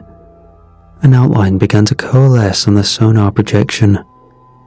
A shape nearing the Arclight's hull, small compared to the ship, but just the right size for something like the Seeker. Marla exhaled sharply, almost a sob. "It's Ben," she whispered. I kept my hands clamped tight on the edge of the console to stop them from shaking. If it was him, if somehow he had gotten free, he would have radioed by now. The Seeker's comms were silent. Completely, murderously silent. The contact reached the vessel. Docked. The ship lurched slightly, a vibration through the steel underfoot that carried the moon pool all the way to the bridge. The crew instinctively turned toward the access corridor that led down to the moon pool bay, leaving to see what had docked. I stayed at the console, the black screens offering no guidance, no comfort. The ROV was dead now, severed from us, blind and powerless. Only the sonar lingered behind, an occasional soft ping from Ethan's station, trying to resolve an image that would not come. Marla's voice cracked through the intercom from below, tight and strained. "Contact at the submersible dock. It's the Seeker. Looks intact. No visible damage." Through the deck speakers, Marla's voice again, higher pitched. Ben's here. Just stepped out. Looks normal. Says he's fine." I stayed frozen in my chair, staring at the dead ROV feed. A flicker of movement caught in my eye. The passive sonar was still active in the corner, and there was a side utility window no one had touched. An object was drifting past the ship's bow, slow and aimless. Curious, I toggled the camera, hoping for a glimpse before the power fully died. Static and distortion bloomed, but one shape pushed through. A body. Bloated, skin pale and sloughing away under the crushing pressure of depth. His uniform was torn and trailing in the water, but there was no mistaking the orange patch stitched to the chest. The color used for juniors. A chill went through my veins so fast it left me dizzy. I stood hard enough that my chair clattered to the floor. No. Ben was still on the seafloor, which meant whatever had just climbed aboard was not him. I sprinted across the deck, shoving past the storage cart, nearly losing my footing on the grating floor. Halfway to the hatch leading down to the docking level, I grabbed the first heavy object I saw. A rusted steel emergency pry bar, long and pitted from years of salt exposure. It weighed heavy in my hand. I barely registered it. My boots hammered down the stairwell. Below, I could hear laughter, shouts, the casual tones of a reunion. I rounded the corner into the docking bay, my heart trying to climb out of my chest. Ben, what wore Ben's face, stood surrounded by Marla and Ethan. They were patting him on the back, half laughing, half crying, disbelief and joy muddling into one chaotic scene. They turned at the sound of my footsteps, saw me coming in fast, pry bar raised. I screamed without words, a roar that tore out in my throat. Ben turned, confusion flickering across his face. Marla shouted my name. Ethan moved to intercept. I barreled through both, shouldering them aside with every ounce of terror and momentum I could summon. The first blow caught Ben square in the side of the head. He staggered, a hand going up defensively, mouth opening in a protest that sounded wrong. The cadence too clean, the tone pitched half step too high, the consonants dragging unnaturally for someone with blunt head trauma. I did not stop. Another blow and another. Ethan tried to pull me back. I wrenched free. Ben collapsed to his knees, hands trembling, mouth working in a silent, broken mimicry of human distress. I raised the pry bar one final time and brought it down across the top of its skull with every fibre of strength I had left. The head cracked open.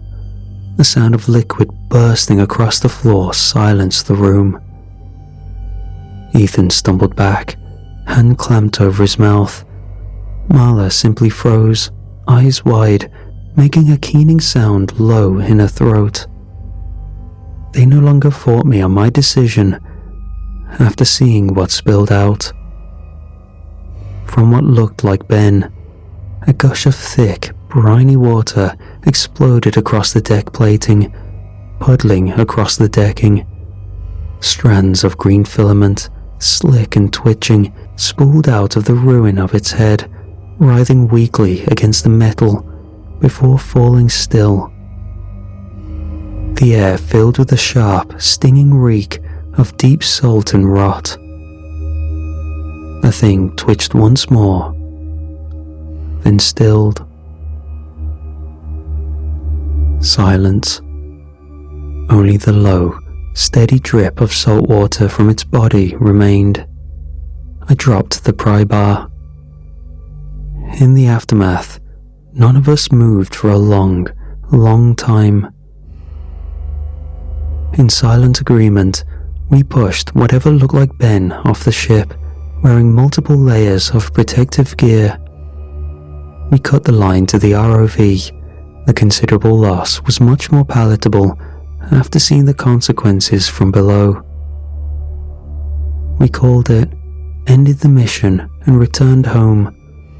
All reports were wiped, and Ben was documented as missing at sea. We corroborated a story about his reckless behavior and repeated it enough until it was believed.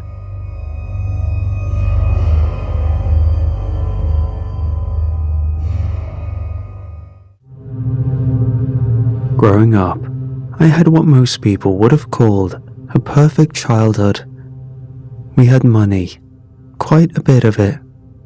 We lived in a house with high windows, soft carpet, and a backyard big enough to forget where the edges were. My father, Jonathan, was a quiet man.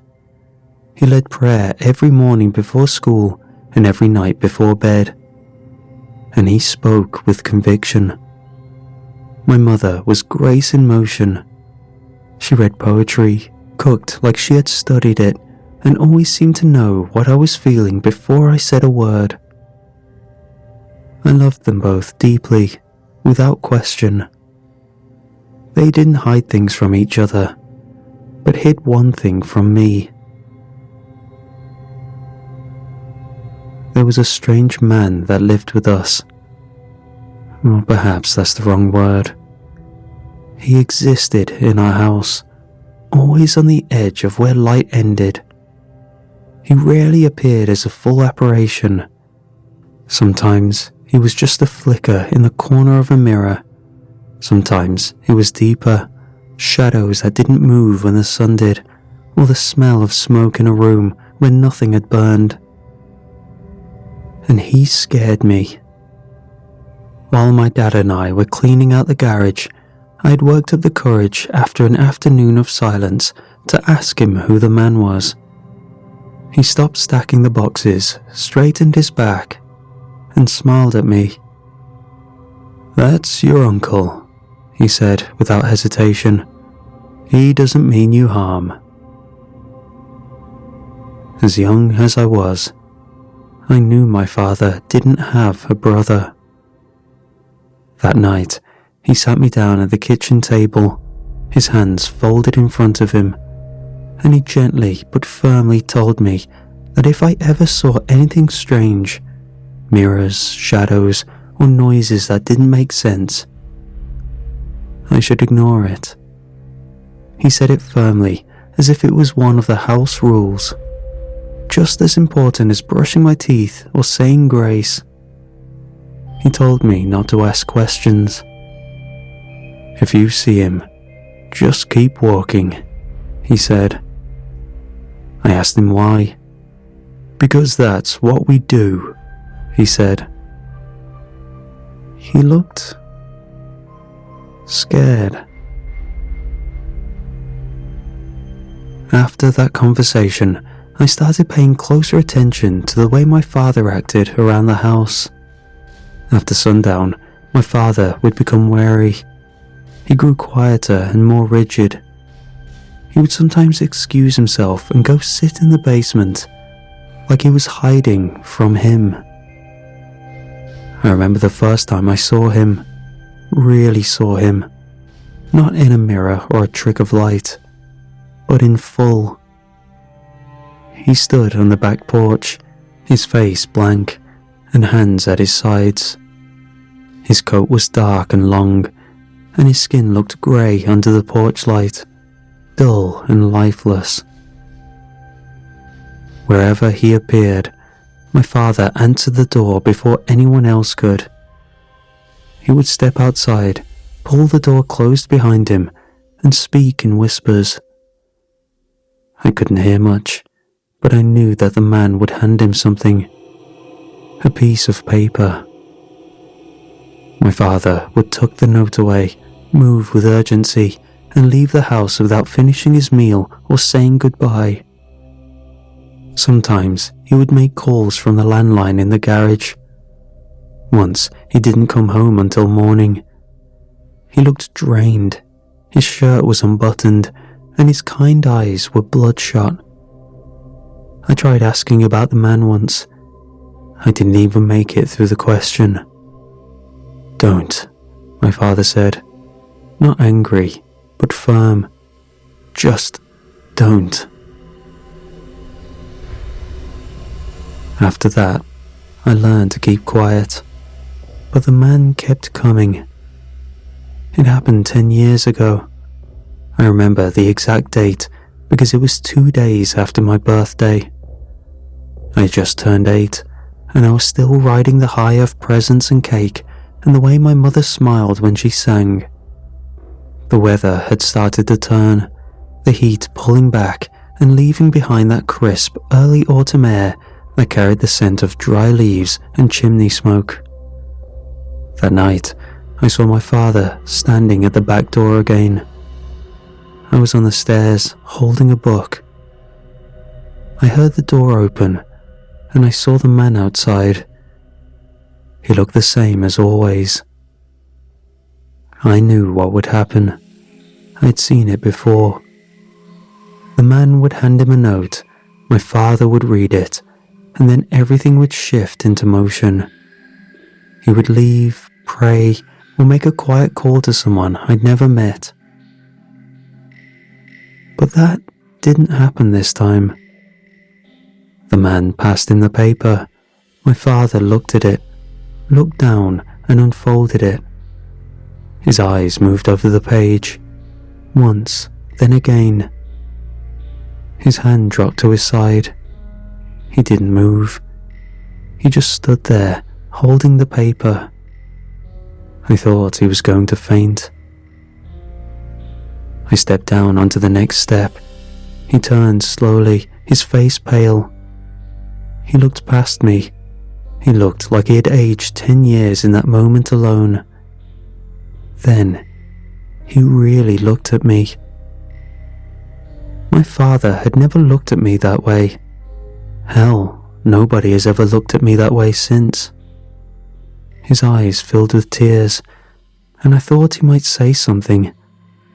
But instead, he turned toward the hallway. My mother had entered the room. She had a dish towel in her hands, still damp from washing. She looked at him. He handed it to her. She unfolded it. Her mouth opened, and at first, no sound came out. She stared at the paper, blinked once, and then collapsed onto the floor, her knees hitting the tile. She screamed, not in fear or even grief, but in helplessness, a sound that split the room. I didn't know what was on that paper yet. I just knew it broke something in her, something that wouldn't heal. My father crouched beside her and tried to return the paper, but she pulled away. She crushed it in a fist and held it against her chest. After my mother crumpled to the floor, my father finally seemed to remember I was standing there. He turned toward me, and for a second, I thought he was going to call me over. Instead, he gave me a small nod. His voice was quiet. "Go to your room for a little while. Your mother and I need to talk." I didn't question him. I walked back up the stairs and closed my door behind me. I sat on the carpet by the window, legs pulled against my chest, watching the backyard sway in the wind. I figured someone had died, maybe my grandmother or someone from my father's side I'd never met. That would explain the tears. At some point, I pressed my ear to the floor. I wanted to hear something, anything. But there was nothing at first, just the settling of the house.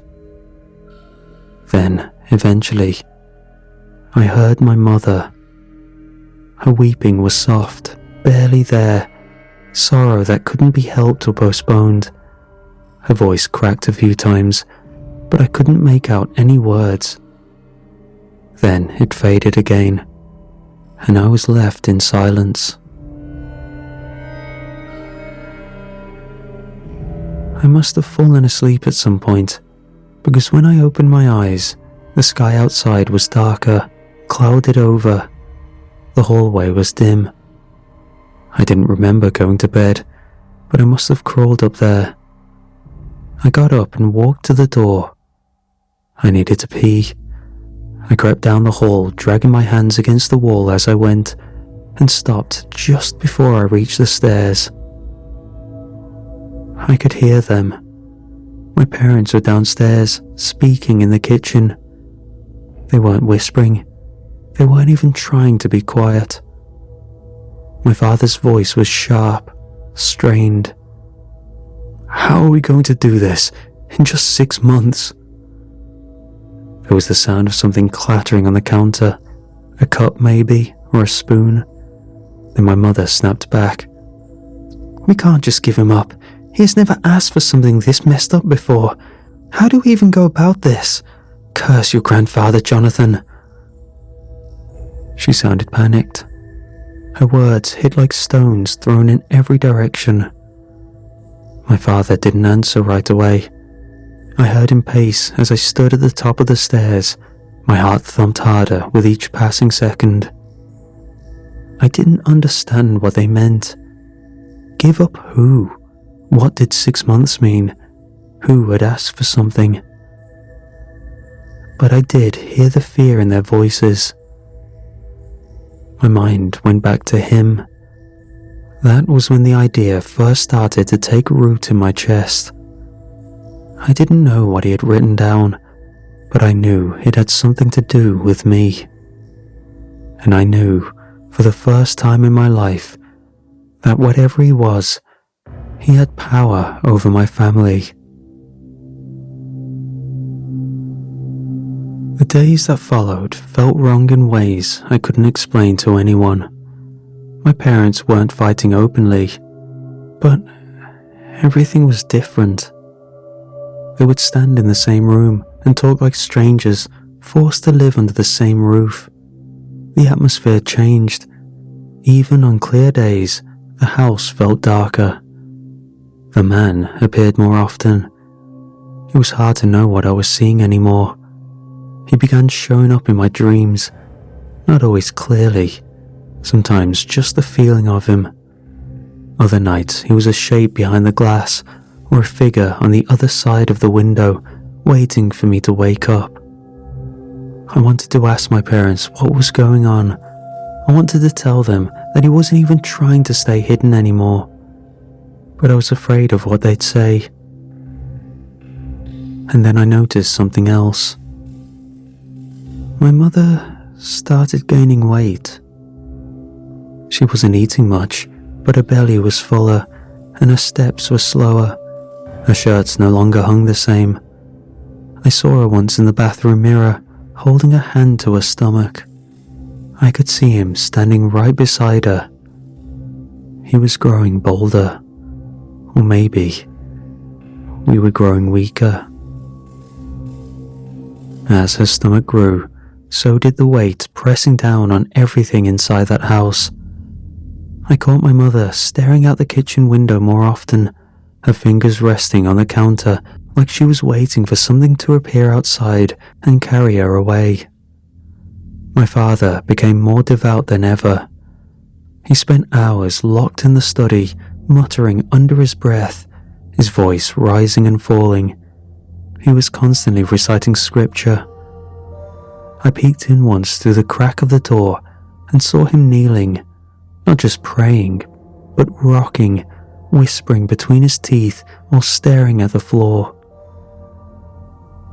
I only got the courage to question the entire situation one time, but I was met with bland responses.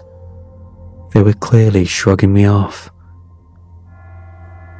The night it all fell apart started with the wind.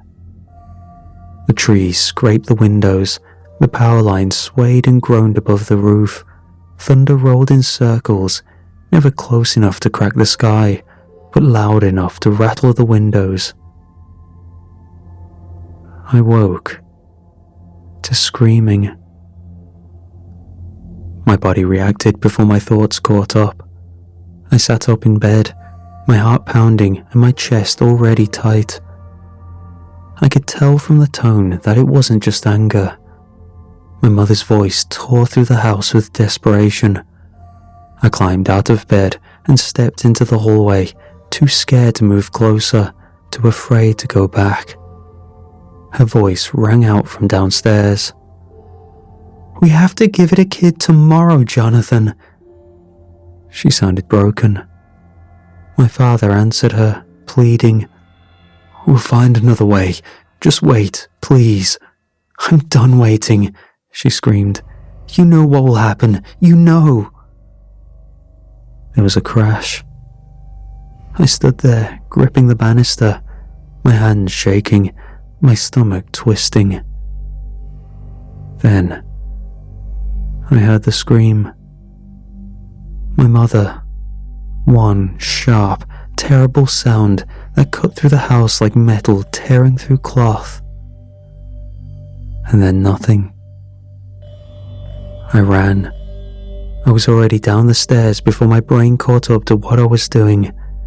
The air smelled sour, the lights in the hallway were off, but there was a glow from the bathroom door. The light spilled out into the dark, casting shadows on the floor. She was on the ground. My mother. Her body was twisted at the hip, one leg stretched out, the other bent beneath her.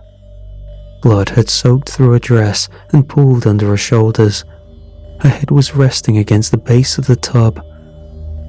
Her eyes were open, glassy, her mouth half-parted. There was a knife in her hand. I couldn't breathe. My father was beside her, on his knees. His shirt was stained, his face blotched red. He held something in his hands. I didn't understand what I was looking at. It was small, pink, a mess of limbs and tissue. He cradled it like it might cry. He was rocking back and forth, whispering something to it over and over. I wanted to scream. I wanted to ask what happened, but nothing came out. I turned and ran. My hands hit the stair rail. I missed the step and slammed into the wall halfway up. I kept going, back to my room. I closed the door. I crawled into my closet. I curled up and held my knees to my chest. I stayed there until the sun rose. The funeral for my mother was quiet. Not because there weren't people there, but because no one knew what to say. A small church just outside of town, the one my father used to preach at. The sanctuary smelled like lilies and varnished wood. The windows were fogged from the cold, and the pews were half full of people from my father's congregation who wore solemn expressions. Some of them brought casseroles, some brought their children. None of them brought answers. The casket was closed. Everyone said she seemed so happy, so devoted, so warm. The official cause of death was suicide. The coroner's report cited blood loss. The fingerprints on the knife were hers, and hers alone. They said it was a clean case. I didn't speak at the service. I sat in the front row and stared at the floor. I didn't cry or blink much either. It felt wrong to do either one. My father stood up and delivered something that could barely be called a eulogy. I watched him closely, trying to find her in his face, to find something human, something breaking. But there was nothing, just a voice repeating words he didn't believe anymore. Afterward, we drove home together in silence. I watched the trees move past the window, still half stripped from the last storm. When we pulled into the driveway, I asked him if we could talk. I tried to ask him what really happened, what was happening, and if she'd said anything before she died. He didn't respond. He walked inside, locked the bathroom door, and didn't come out for an hour. We never spoke about it again. My father stopped going to church. He stopped returning calls from the other pastors. His Bible stayed on the shelf untouched. The prayers stopped, the grace before meals, the whispered blessings before bed. All of it vanished. What replaced them were bottles. He kept empties stacked in paper bags under the sink until there were too many to hide. I would hear him in the kitchen long after I'd gone to bed, opening new ones, drinking them in silence, sometimes whispering to himself. But eventually, the whispers changed. He started speaking to him. Sometimes he laughed, sometimes he cried, sometimes he begged, and other times he just seemed to listen. I stopped trying to talk to him. I had questions that I knew would never be answered, and fears I didn't have the strength to put into words. I didn't know what else to do. It was 4 years after she died. I was 17. I had been holding it in for too long. I didn't plan to say anything, but it was a bad day and he was already drunk. And when I found him on the porch, muttering to the darkness again, something inside me snapped. "You killed her," I said. He didn't look up. "You let her die because you're a coward." He lifted his head slowly, like the words took time to register. I could see how empty he'd become. He looked thinner than he had ever been. "You never did anything," I said. "You never fought for her. You just did whatever you were doing. You let her bleed to death on the floor like that was normal." He opened his mouth, but failed to speak. Then he stood, fast enough to knock over the chair behind him. "He wanted you," he shouted, tears forming in his eyes. "A child of ours. That's what the note said." He was trembling now, shoulders shaking, arms clenched at his sides. "He gave us 6 months. We didn't know what to do. We couldn't give you up. You were just a boy. We thought maybe if we gave him another one, it would be enough." I stared at him. "So you..." I tried asking. He nodded. Then he shook his head, then nodded again. "We tried," he said. "We tried to make another child, but we didn't have enough time. The baby, it wasn't ready, and your mother, she couldn't bear the thought of handing you over. So she..." He covered his face with his hands. He sat down hard and let out a sound that didn't belong to any version of my father I had known. A sound of something breaking, for good. She chose the only thing she thought would work. I didn't say anything else. I couldn't. I didn't even know if I hated him anymore. I didn't know what to feel. I stood in the doorway, watching the man who had once led prayers and kissed my forehead at night.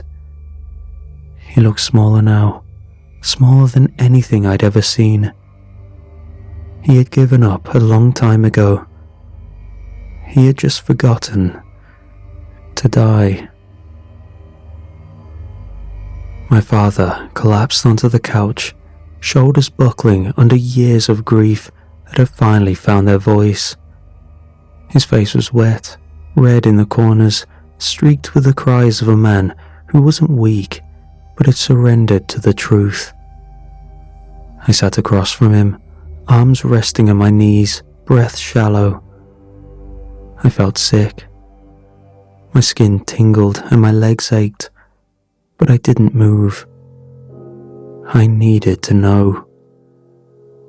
"Where did he come from?" I asked.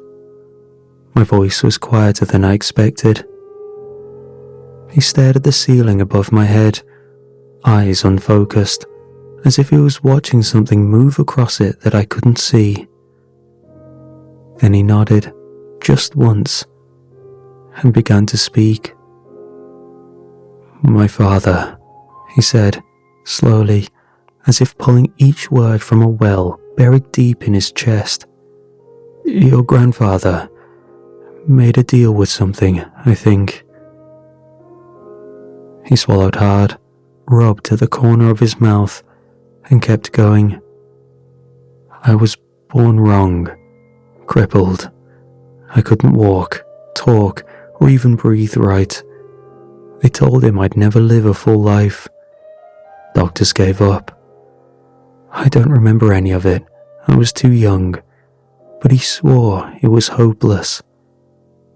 Then one morning, I stood up. I talked. I was fine." He let that hang in the air for a moment, then looked down at his hands. "That's when he came. After I got better, he showed up at our door, just standing there. Father knew what he was. I don't know how, but he did. And he let him in." He looked up then, straight into my eyes. "He did things for him, just like I did, and still do." He leaned back on the couch, his voice trembling now. "I don't know what the first note said, but I remember what happened afterward. A cousin vanished, then my uncle. One day, your grandfather refused to do what the man said. He thought he was strong enough, I guess." He shook his head, jaw clenched tight. "People in our family were taken, my father included, gone without explanation. I don't even know what it is," he said. "He never told me. Maybe he didn't know either. Maybe that was part of the deal. Keep serving and stay ignorant. It gives us wealth and luck, if you can call it that. But..." He ran a hand through his hair, then dropped it to his lap. He exhaled a slow, tired breath. "I curse him, my son. I curse my father every day. If he just left me the way I was, maybe none of this would have happened. Maybe I'd have a short life, a quiet one, but a real one. And you would have never known any of this." His voice cracked again. He didn't wipe his eyes this time. He let them fall freely. I used to wonder if I was ever supposed to be a father. If maybe he let me live just so I'd carry the burden to someone else. He turned toward me and, for once, didn't try to be strong. I'm sorry. I'm so sorry. I should have ended it. I should have done something. I don't know. I don't know what I could have done, but it should have been anything but this. His words hit hard. My chest burned.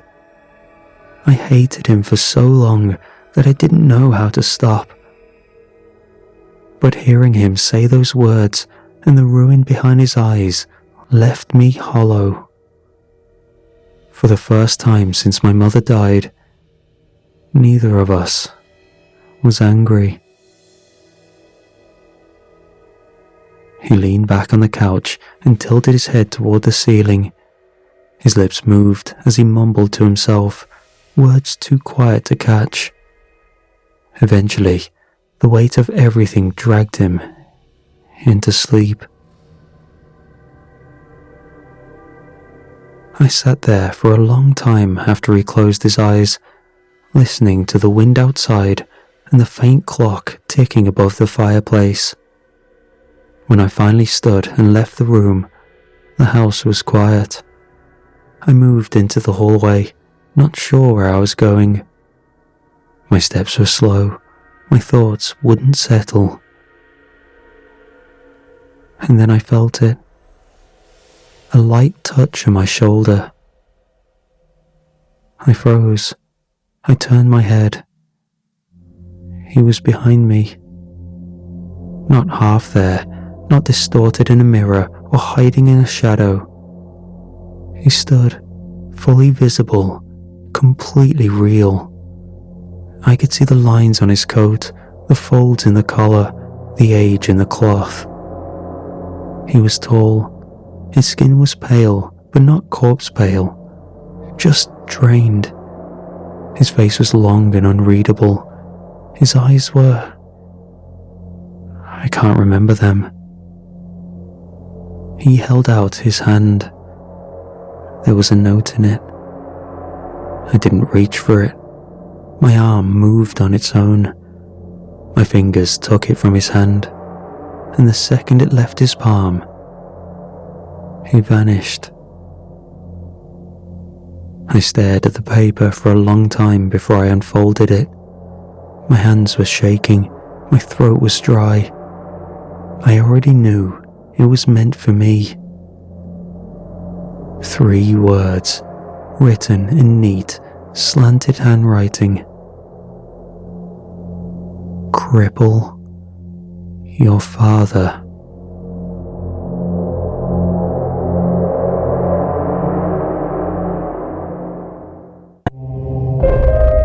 The rain had been falling hard for most of the evening, hammering the windshield in waves, sweeping sideways when the wind picked up.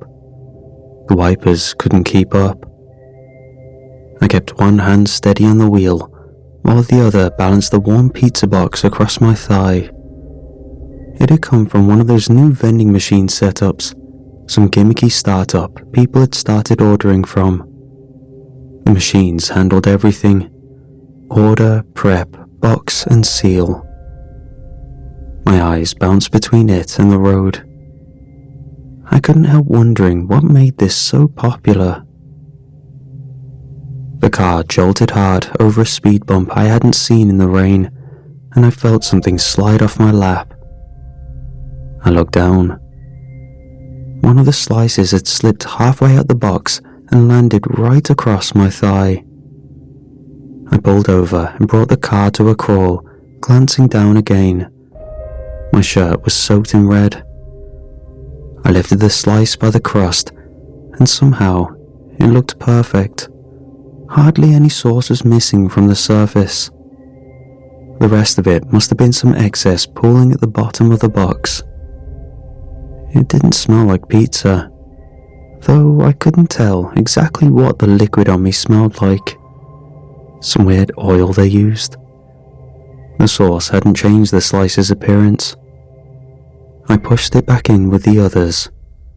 It looked perfect to me, so I figured the customers wouldn't complain. I wiped my fingers against the side of the seat and closed the box again. I pulled up to the curb outside the modest 2-story house, headlights cutting through the sheets of rain. The windows were fogged from the inside. I grabbed the box, stepped out, shielding it from the downpour as best I could, and jogged up to the walkway. I rang the bell. A second later, a muffled voice called out from inside. "Sweetie, just like we practiced, go get the pizza delivery." The door clicked open. A little girl stood in the doorway, about 7 years old. Her hair was tied in 2 loose puffs, pulled back evenly. One front tooth was missing. She wore a pink hoodie she'd scribbled on with permanent marker. My arms went slack. It was my sister. I stepped back once with an audible gasp, staring. She tilted her head a little and gave me a tiny shrug. "Hmm?" I blinked. The rain was cold against my collar. My arms moved on their own and passed it over. She took it without question, said thank you with a smile, and shut the door. I kept standing there, staring at the closed door. That was her. I wasn't imagining it. It wasn't someone who looked similar or reminded me of her. It was her. From the chipped nail polish on her fingers to the way she rocked forward slightly on her toes before closing the door. I backed down the steps slowly and got into the car, my hands trembling as they found the steering wheel. The wet fabric of my shirt clung tighter now, and I noticed fresh red smears on the upholstery where I'd sat. I stared at the house through the windshield. What the hell did I just see? It wasn't a resemblance. That was her. I tried forcing logic back into my head. Maybe she was spending the weekend at a friend's place, and I just delivered to her without either of us registering what was happening. She could have been distracted. Still, she had stared right into my face, and I saw no familiarity in her eyes. Surely my sister would have recognized me. My brain kept whirring in my head like I'd missed something massive. I gripped the steering wheel harder and muttered to myself. I reached for my phone and dialed my mom. If anyone knew where my sister was, it would be her. It rang, then rang again. I tapped my foot and looked up at the house. I hung up, then called again. Still nothing. My leg bounced harder. I felt the wet fabric shift under me, sticking to my skin. I leaned my head back and stared at the ceiling of the car, whispering, "Come on, pick up." I dropped the phone onto the passenger seat and stared at it, then out the window, then back at the house. "This is insane," I said under my breath. "I can't believe I'm about to do this." I popped the door and stepped out into the rain. I didn't go straight to the front door. I walked around to the side of the house, following the edge of the hedges until I found a spot where the curtains didn't fully cover the window.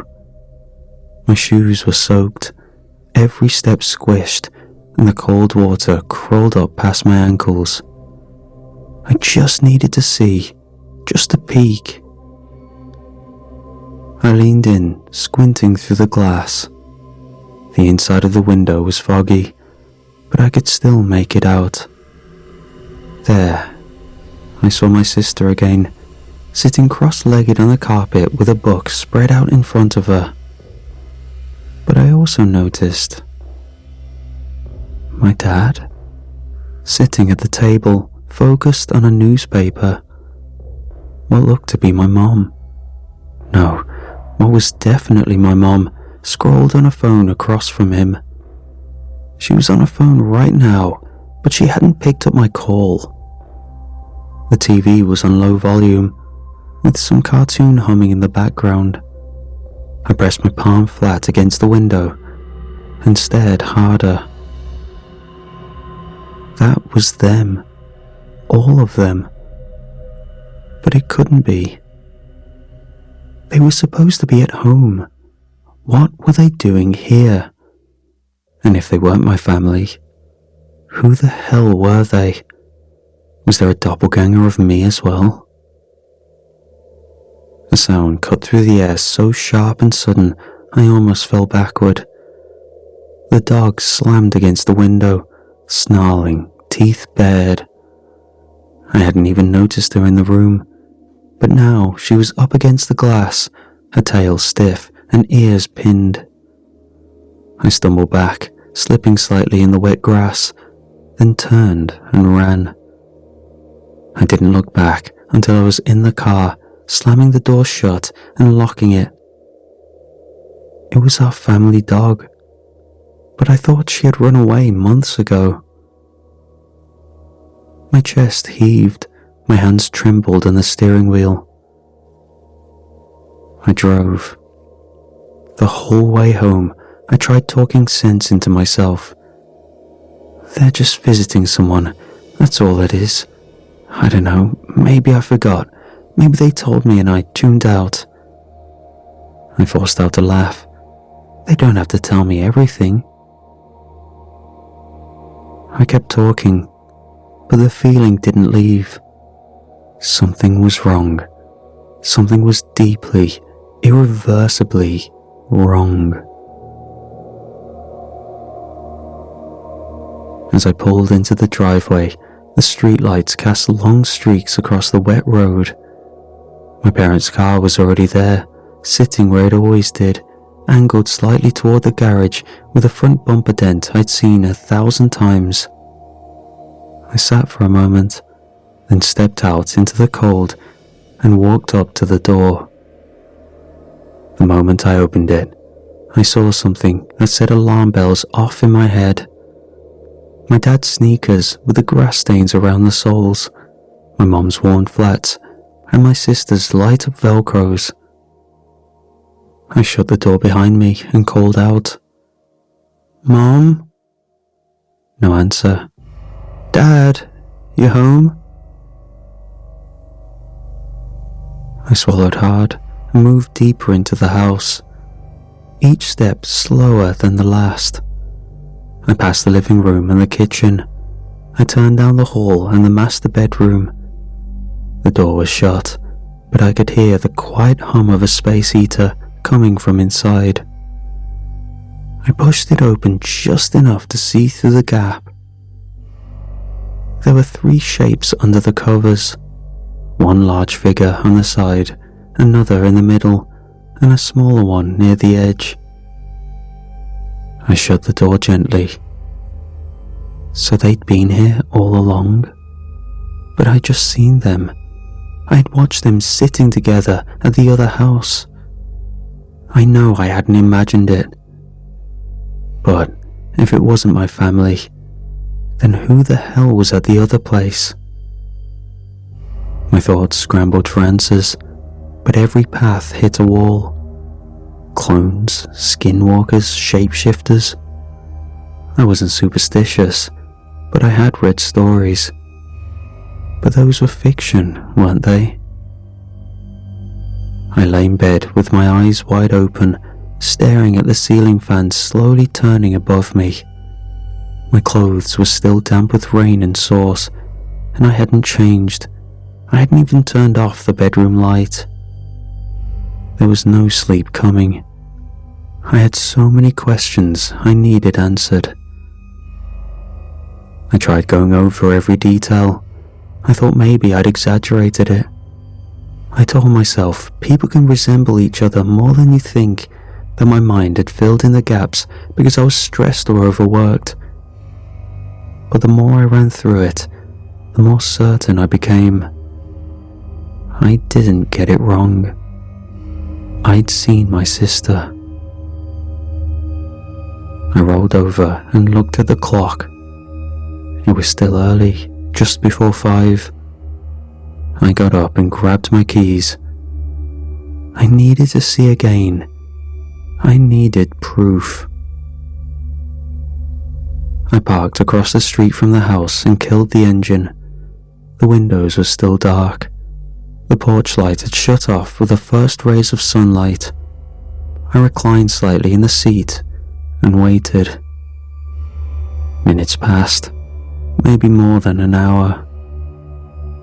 Then the front door opened. My mom stepped out first, coat slung over one arm, digging in her purse for keys.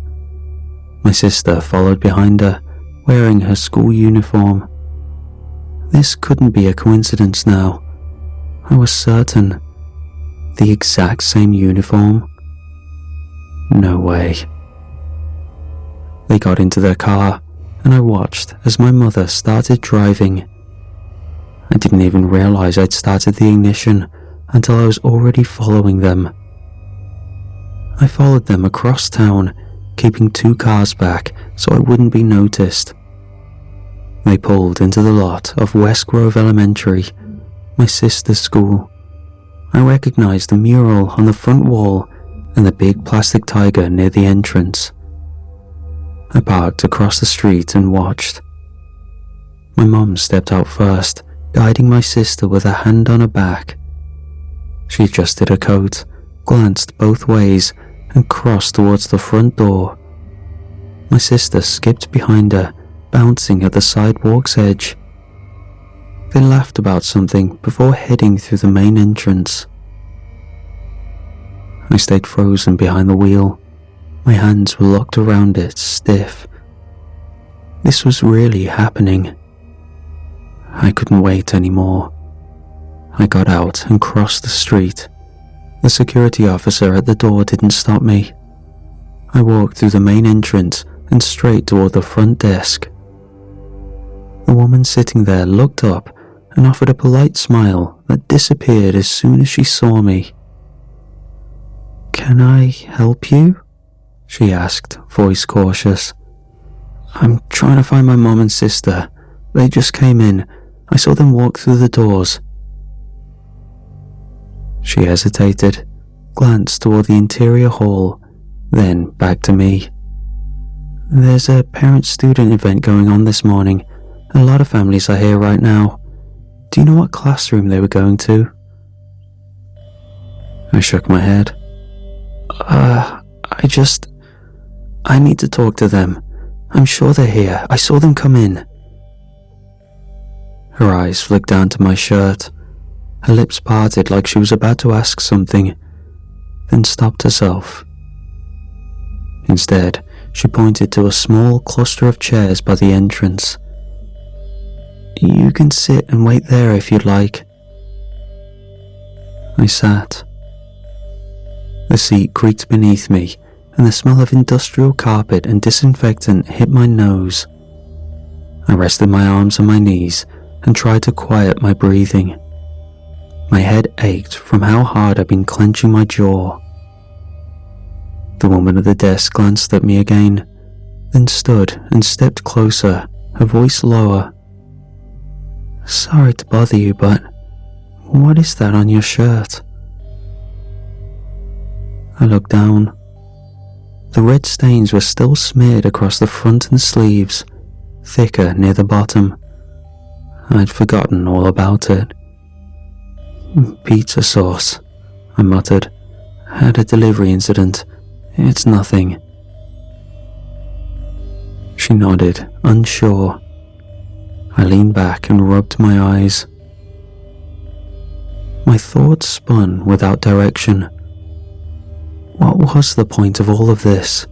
Why were these copies even targeting my family specifically? And more importantly, when was I going to see my own copy? I was so deep in my train of thought that I hadn't noticed the flood of parents and children that had spilled into the front lobby.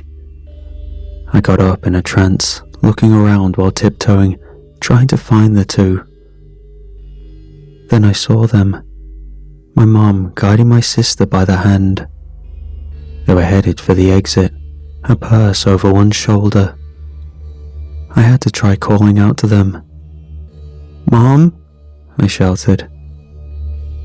It didn't seem like they heard me, but I couldn't quite tell because I was interrupted by a hand landing on my shoulder. "You alright, man?"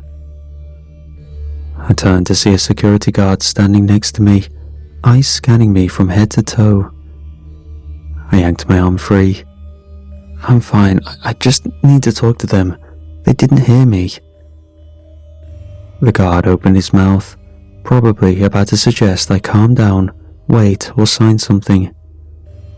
I didn't give him the chance. I stormed out the front door. The car had already started moving. I sprinted across the lot, jumped into mine, and cranked the ignition. My tires screeched against the wet road as I pulled out and began tailing them. They pulled into the driveway and parked. I stayed on the opposite side of the street, ducked low behind my steering wheel. My mom stepped out and my sister followed. The front door opened and my dad appeared in his work uniform. I was on the cusp of losing my mind. Every time I tried rationalizing what was happening, I got hit with another slap in the face. He smiled, walked down the steps, wrapped my mom in a brief hug, kissed her forehead, and knelt and patted the dog barreling out behind him. They all walked inside together. The door shut behind them. I stared at the house with my hands frozen at 10 and 2. I had seen them, all of them, but me.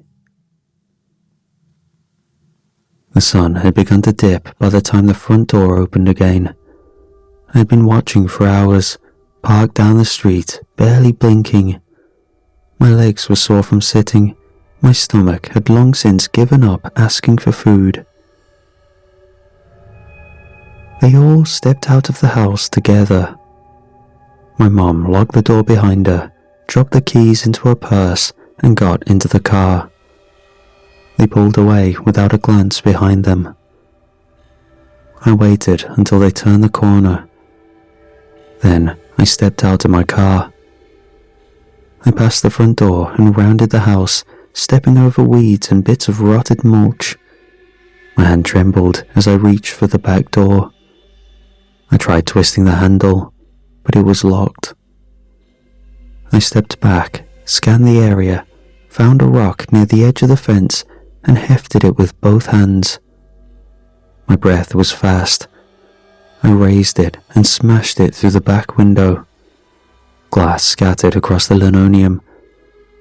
I cleared the sharp edges with my forearm, climbed in, and landed with a thud in the kitchen.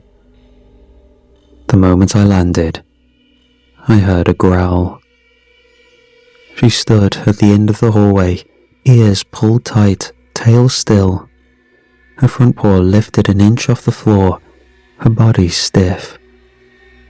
"Hey," I whispered. "It's me. You remember me, right?" She growled louder, hackles raised. "It's me, girl. It's me." The dog lunged forward, barking with a snarl that echoed down the hallway. I barely managed to raise my arm before she collided with me, her teeth snapping at my forearm. I twisted and shoved with all my weight, throwing her sideways into the wall. She yelped as she hit the ground hard. She didn't move after that, but I checked her chest, still breathing. I pushed into the living room and tried to steady my breathing. I moved through the house room by room, turning over drawers, peeling open photo albums, and flipping through paperwork.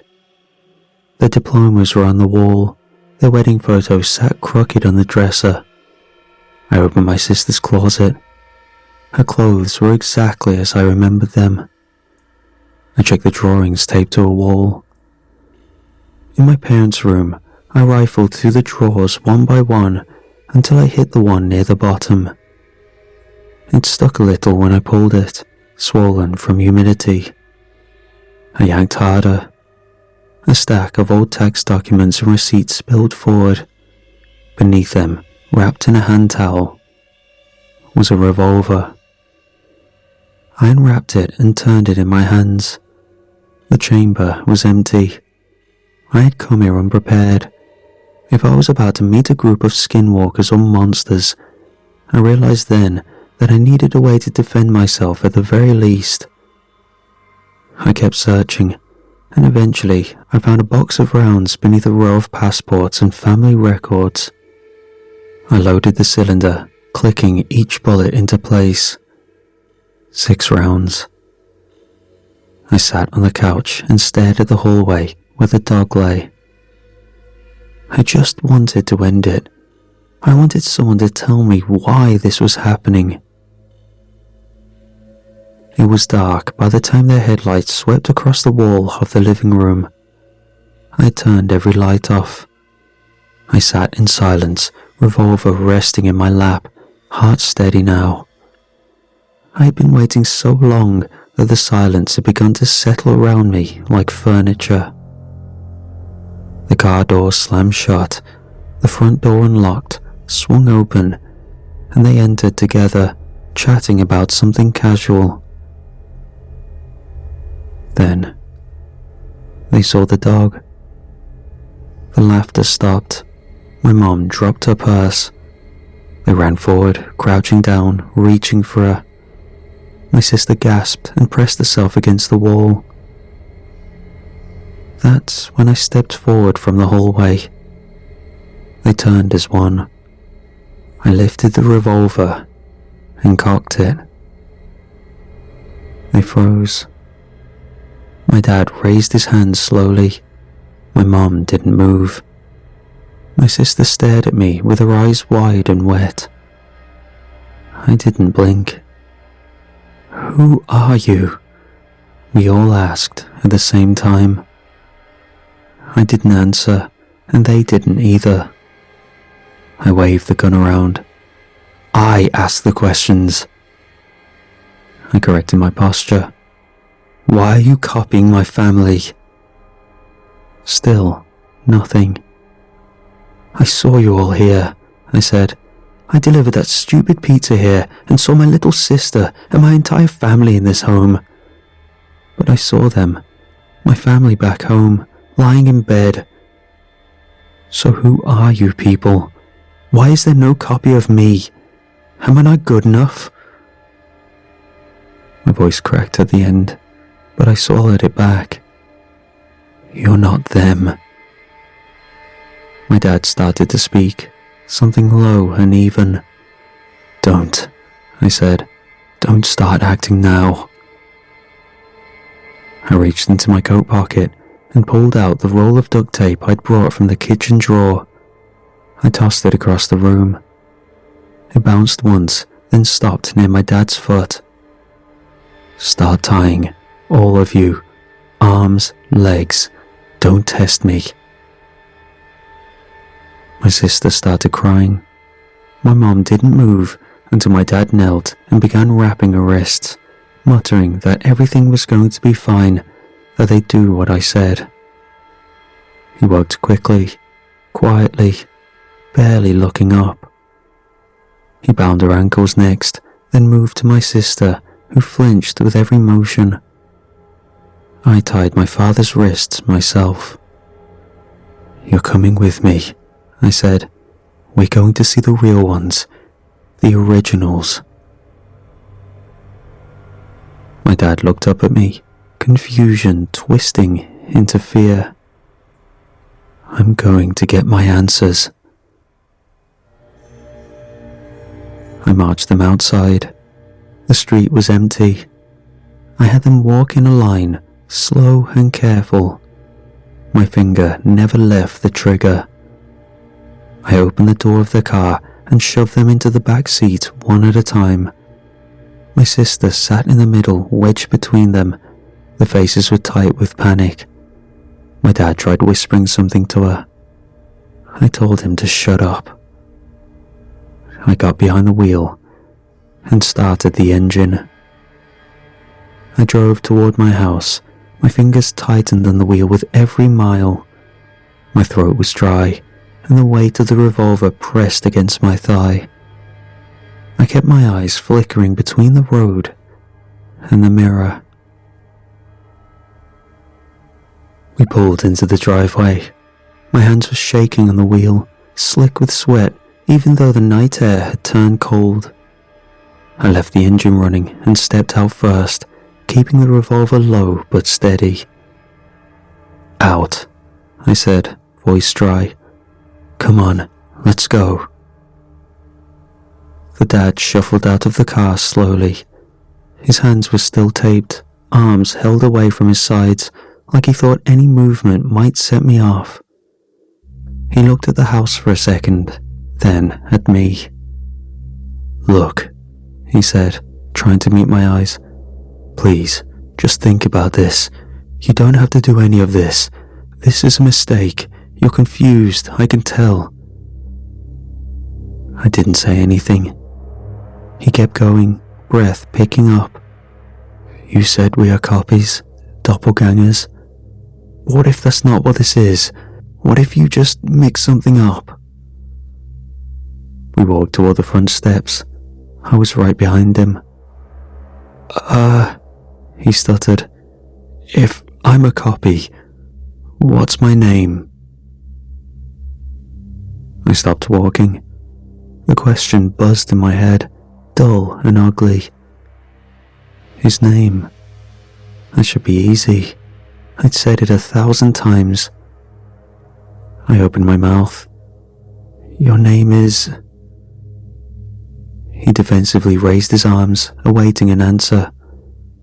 I raised the gun again. "Shut up, just shut up. You're about to meet them." I led him down the hallway. Every light in the house was off. I didn't bother with the switches. I wanted to get this over with. "They're in there," I said. "The real ones. You'll see. And when you do, I want to hear you say it. I want you to admit you're a copy." He didn't speak. I reached for the master bedroom door and pushed it open with the barrel of the gun. It creaked. The air inside was thicker, warmer somehow. My family was still in there, sleeping. I stepped in first and flipped the light switch. And then I stopped breathing. The sheets were stained dark red, splotches soaked through the fabric and crusted around the edges. The man behind me let out a soft, hoarse sound. "Why?" he said, voice breaking. "Why are you showing me this?" I looked at him. I didn't speak. I raised the gun and shot him once in the chest. He dropped to his knees, gasping. Then I stepped forward, placed the barrel against his head, and fired again. His body fell sideways under the carpet. I stood there for a while. Still, there was noise in my ears, a fan whirred above us. I didn't say anything. I just turned around and walked back toward the door. The rain had returned by the time I stepped back outside. It drifted over the street in soft sheets, thin and consistent, slipping into the collar of my shirt as I crossed the yard. The sidewalk glistened beneath the streetlight, puddles gathering in the same uneven cracks that had always been there. I walked toward the car with the revolver down at my side. My mum sat rigid, mouth sealed beneath the tape, eyes locked on the door of the house. The sister sat next to her, shoulders trembling, hands pinned in her lap with the tape still tight across her wrists.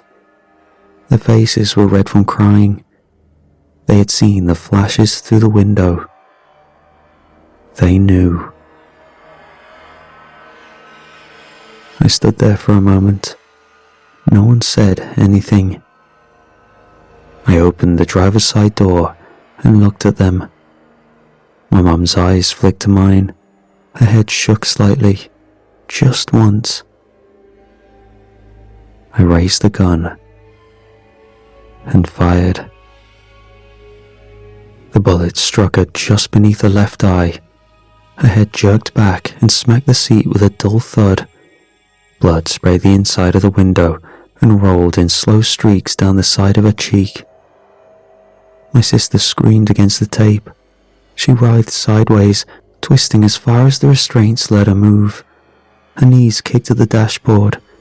She tried to turn away. I walked around the car. Her eyes met mine through the side window. I opened the passenger door. She tried to speak, her voice caught behind the layers of tape and panic. I raised the gun again and fired twice into her chest. Her body slammed back against the seat, then folded sideways. The screams stopped. Blood soaked through her shirt, soaking into the seat below her. One of her arms dropped loose at the elbow, limp over the edge of the cushion. I stood there, staring at the mess for a long time. My arm trembled beneath the weight of the gun. I let it drop to my side and stepped back from the car, breathing through my mouth. The rain hadn't let up. I turned and walked back inside. My shoes left a trail across the tiles in the entryway. The copper smell inside had grown stronger. It crawled into my nose, into my throat, and settled there. I sat down on the couch. The revolver clacked as I placed it on the table in front of me. I leaned back and stared at the wall. My hands rested in my lap. I could still feel the recoil in my fingers. Minutes passed, maybe more. And then, far off, I heard sirens. They were coming. I looked at the revolver again. One shot left.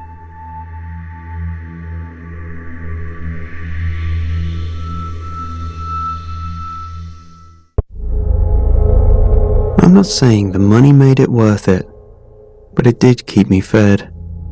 The kind of job I had, hell, the kind of place we worked, was the sort of thing you didn't exactly talk about at family gatherings. I never brought it up with my brother when he called, didn't post about it, didn't take photos. I wasn't even allowed to keep a journal.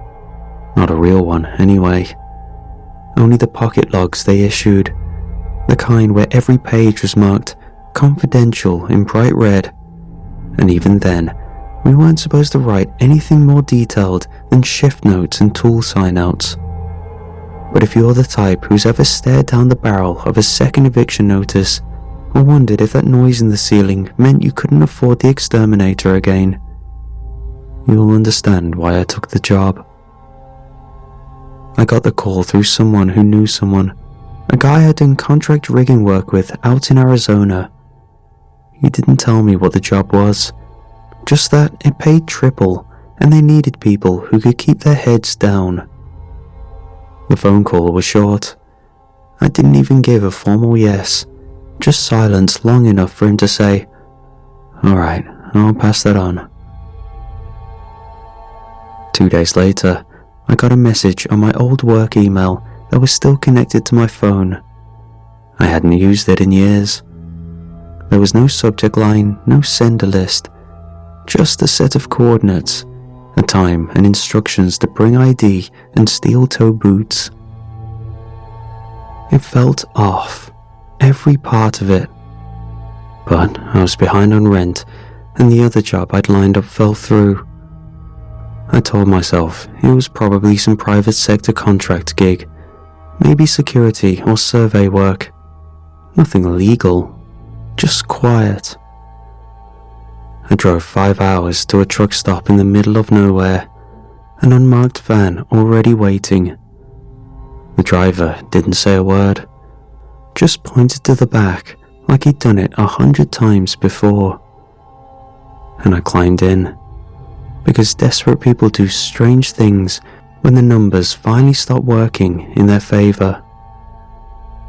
We drove for what felt like hours. The windows were blacked out and my phone was taken and sealed in a lead-lined pouch, the kind you could only release with a strong magnet. Nobody spoke, and when the van finally stopped, we were at a small private airfield, bare concrete, a single floodlight, and a plane waiting on the tarmac. Too small to be commercial. The plane wasn't marked, just a featureless charter jet. Inside were half a dozen other guys spaced out like strangers at a funeral. The windows were frosted over. The only thing they served was water in sealed bags like IV fluid. When we landed, it was dark again, and I was left disoriented. Everything felt wrong in a way I couldn't quite name. My body knew I'd crossed too many time zones or altitudes or both, but no one ever told us where we were. The air outside was thin and sharp, and the men who met us wore plain grey jackets and carried clipboards. They handed us gear bags at the staging facility and told us strip out everything we came in with. Clothes, wallets, and anything from the outside, with the exception of our boots. Our IDs were stuck facing the outside so they could easily identify the owners, and they stuffed it all into a heavy plastic bin that was wheeled away without a word. They handed us jumpsuits and blank ID badges. All I know was that it was up high somewhere. It was not quite mountain range level, but definitely past the tree line. The air was thin and cold enough that your nostrils cracked and burned. You couldn't see anything outside the fence but grey sky, rock, and snow-smoothed hills that never changed no matter how long you stared. I don't think it was on any map. I say that because I've looked. God knows I've looked. The site itself looked like a prison complex. Everything built from prefab concrete and modular steel. Bright orange floodlights on timers that ran like clockwork. A mess hall, 4 dorm buildings, a machine shop, and the shaft tower itself. A series of structures built into the slope like a scar that hadn't healed right. I couldn't shake the feeling that there was a small chance this was a trick, and I was never getting that money they promised. They called it the dig, despite it being a mine. Our job was to keep it operational. Crews rotated in and out every lunar cycle for exactly 28 days. We didn't work by month. Instead, we worked by the moon. What we were digging for wasn't exactly clear. Not to me. Officially, we cleared debris, stabilized support columns, and tested gas levels. The actual excavation was handled by remote systems deeper down. All we ever saw were containers being brought up and loaded into sealed trucks. The guys unloading them wore radiation gear. We weren't given any, told we didn't need it. The only rule that mattered, they told us during induction, was this: no one goes below level 7. They made this clear. There was no reason to go past there, not even to retrieve a lost tool or follow a cable run. Even if people called for help, we were told to ignore it. If you detect unauthorized comms from restricted levels, log and escalate. Do not engage. the safety officer told us during the briefing. That was the only time the room went quiet.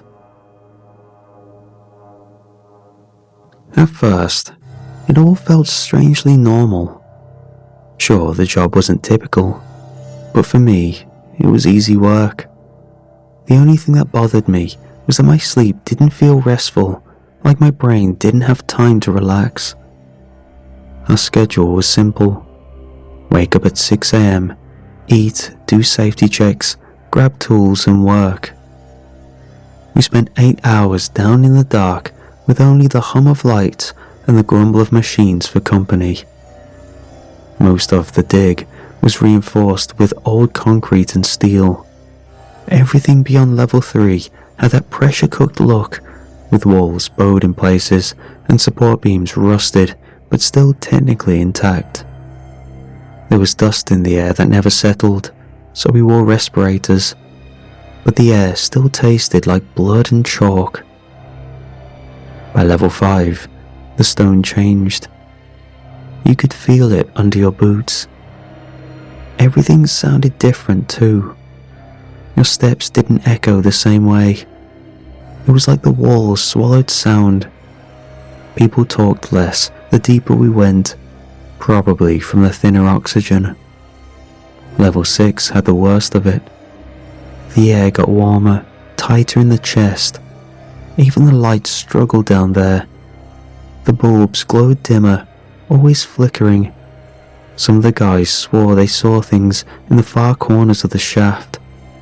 Just shadows probably, tricks on their tired eyes. But occasionally, someone would shine a light into the dark and claim it bounced off something reflective, like cat eyes. And you could always hear something beneath your feet. It didn't sound mechanical. It was slower, heavier, something more like a breath or a pulse. Sorensen didn't say much his first week, but one day, when we were cleaning an old spill by the lockers on 6, he paused mid-scrape, just staring at the floor for a while. Then he said, almost to himself, "I think my dreams know more about this place than I do. They show me tunnel systems I haven't been in, but when I get there, I recognize them." "What?" I asked, but he went back to scraping the floor like he hadn't heard me. There was something off about him that day, more than usual. He'd been getting stranger all week. I heard other workers whisper things when they thought no one was listening, stuff that didn't make sense, like the mine wasn't built here, it was reopened. One guy, Thompson, swore he saw markings in the stone that didn't match any of our tools. I couldn't help but find the whole thing ridiculous. Being stuck in artificial light for 8 hours a day clearly impacted these guys, and I wasn't about to let that happen to me. And through it all, level 7 just waited. The first time I saw the door up close was during my rotation on safety checks. Level 6 was on my route, and one of the daily tasks was to confirm the seal integrity on the level 7 door. Every shift, someone had to take the elevator down, scan the weld lines with the handheld thermal unit, and log the readings manually. The door to level 7 was solid steel, welded in 3 places, painted yellow and black like a wasp's nest. No keypad, no lock, just a placard. Restricted. Do not open. I marked it off on my checklist and realized I was holding my breath the entire time, as if something on the other side might hear me. And I swear, I heard someone whisper from the other side. But I never told anyone how to fear of admitting I was catching whatever mental bug the other guys seemed to have. Sorensen disappeared on day 19. but we didn't realize straight away. We gotten used to guys crashing early or skipping mess to sleep off a migraine. Nobody kept track of anyone unless they were your tool buddy for the shift. But when we lined up for check-in the next morning, he didn't show. Someone joked that he'd finally quit and maybe he'd hiked out in the night. We all knew he'd been unraveling. Little things at first. He stand too close to the wall as if listening for something. He started skipping mess and keeping food in his bunk as if he didn't trust the kitchen. Once I found him standing in the equipment hallway, just staring at the rust stains on the floor. I remember he said they reminded him of a pattern, but he couldn't remember from where. Maybe his dreams. Once again, he'd never expand on what he was saying. He started keeping a journal in his pocket log.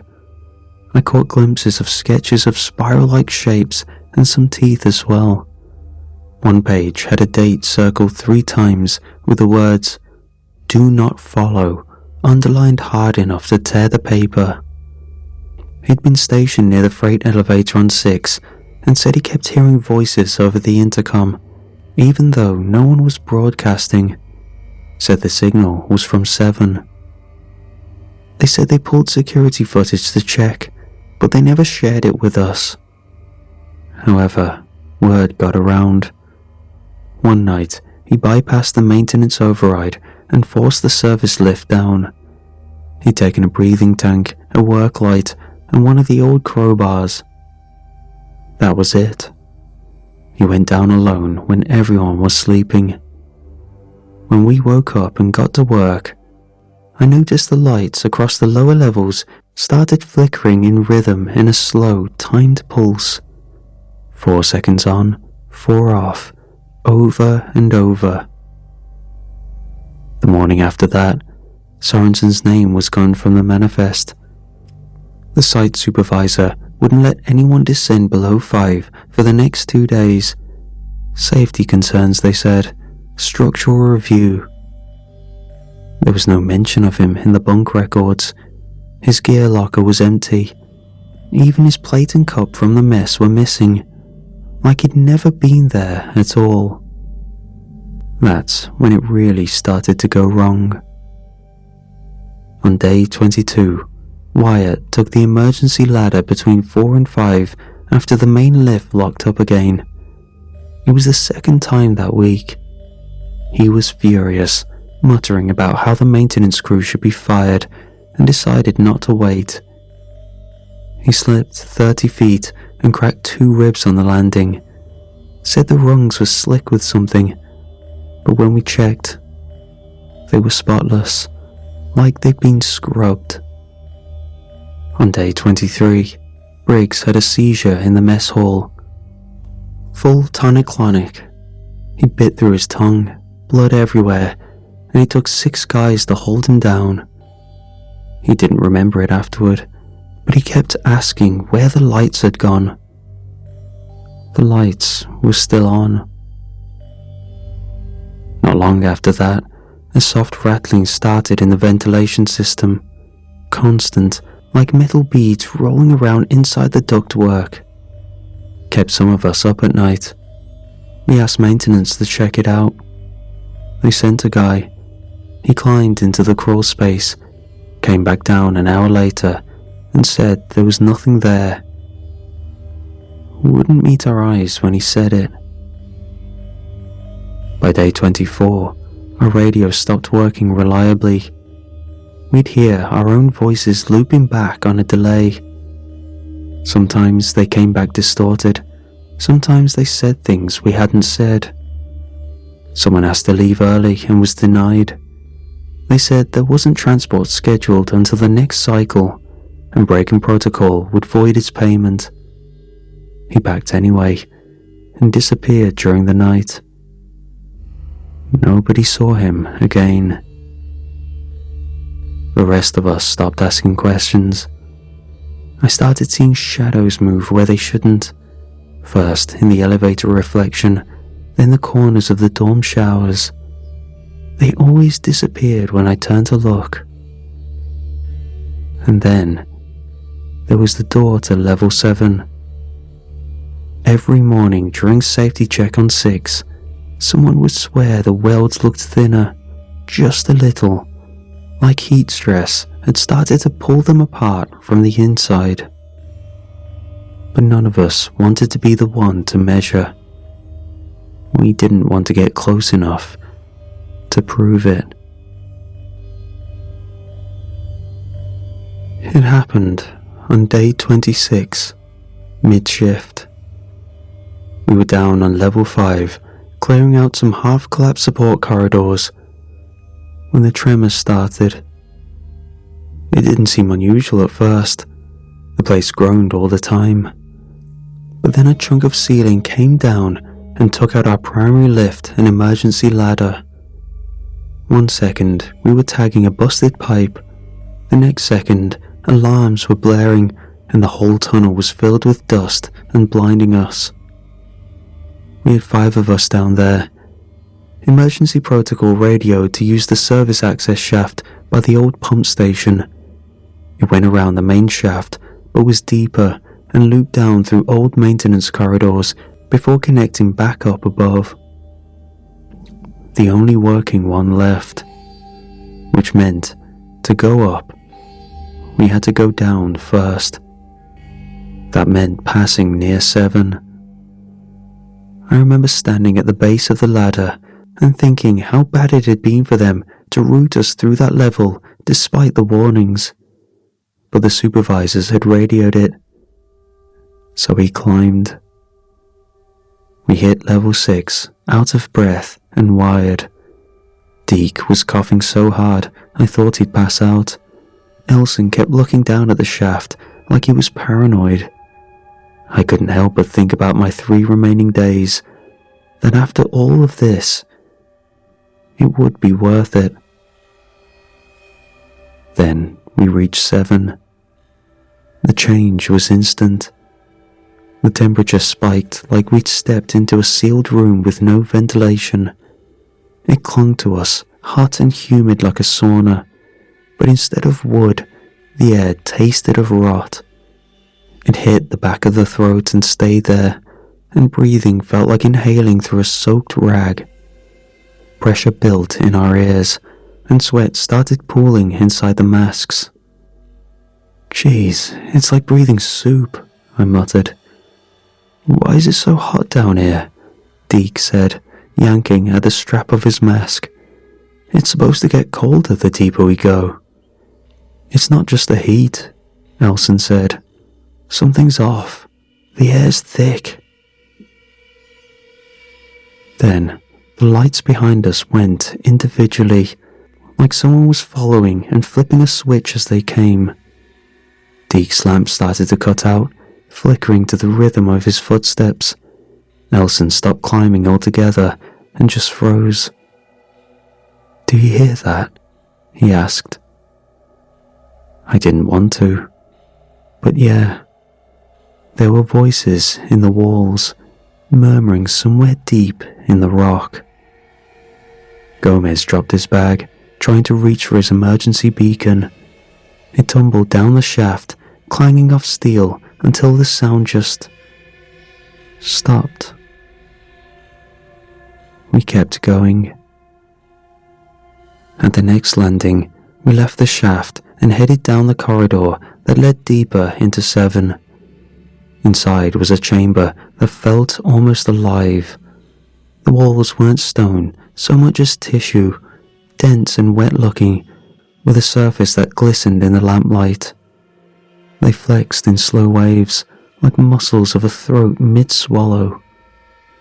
Every step squelched faintly, and the smell was worse than before. Then we saw him. Curled near the wall was what was left of Sorensen. He was dead, no question. His body was slumped like it had been dropped, but the chamber hadn't let him go. Something had fused him into the floor. His back was half sunk into the wet surface, skin stretched thin where it met the tissue, as if the walls were slowly pulling him in. The film across his body pulsed faintly. One eye was still open, dried and glazed over like a dead fish, while his jaw hung slack in a way no living person could hold. You could see where the veins had darkened, branching into the floor like roots. The stench of raw meat left out in the sun invaded through our respirators. Gomez whispered, "That's why they redid the welds." "Jeez," Deke muttered, voice tight and higher than usual. He had one arm half shielding his face, like that would help. "What the hell is this? This is sick." Gomez gagged behind his respirator. His voice was hollow. "It feels like we're inside something's body." Nobody corrected him. Elson was shaking. I remember how his helmet light jittered across the walls, like he couldn't keep his head still. "We shouldn't be here," he kept whispering. "We're not supposed to see this." I didn't say a word. I was trying not to breathe, to get through it. No way I was cracking with just a few days left. The ground beneath us throbbed. Gomez said something about a light ahead. I didn't see anything at first, just shadows stacked on shadows. But then something shifted, and I caught the shape of another shaft, lined in rusted brackets and half-buried conduit.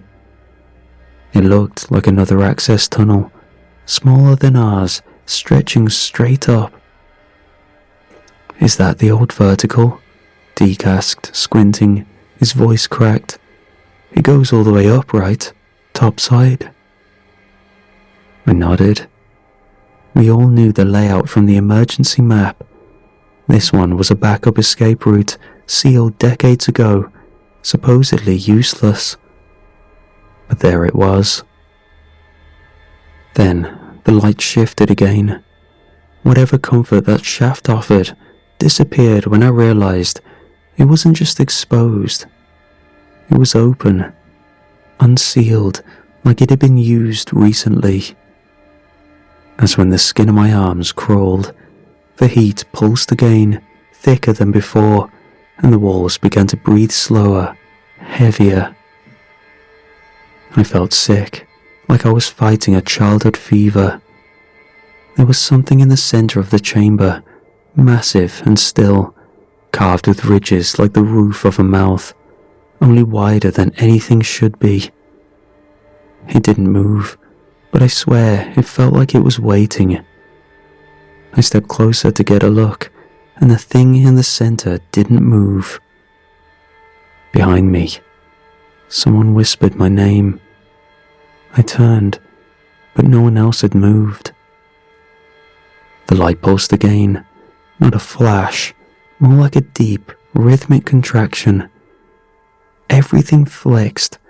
The floor dropped half an inch beneath my boots, and the film rippled like it was breathing harder now. Deke shouted something, but his voice didn't carry right. It came out bent and muffled, as if we were underwater. Elson started backing toward the exit, stumbling over his own boots. That was when the tunnel behind us began to close in a slow tightening. I don't know what made me move first. Maybe instinct. But I ran, leaving the others behind, pushing through the thick air, and I didn't dare look back. I threw myself into the old vertical, dragging with my elbows. Behind me, the corridor dimmed, swallowed by that pulsing heat. I remember the way the metal of the vent burned against my palms, the way the air changed. Less heat, more cold, thinner again. I kept crawling, didn't think, just crawled. When the tremors started again, I thought the whole shaft would give, but it didn't. I kept climbing, hand over hand, forcing myself up through the shaft. It wasn't built for this kind of escape, too narrow and extremely old. But I didn't care. I just needed to get above level 7. Eventually, the tunnel curved and connected to a collapsed service hall at the back end of level 6. I had to crawl over the rubble that had caved in earlier. My legs scraped against rebar and broken stone. Every movement felt harsh in my body. That's when everything tilted. I felt something shift in my head.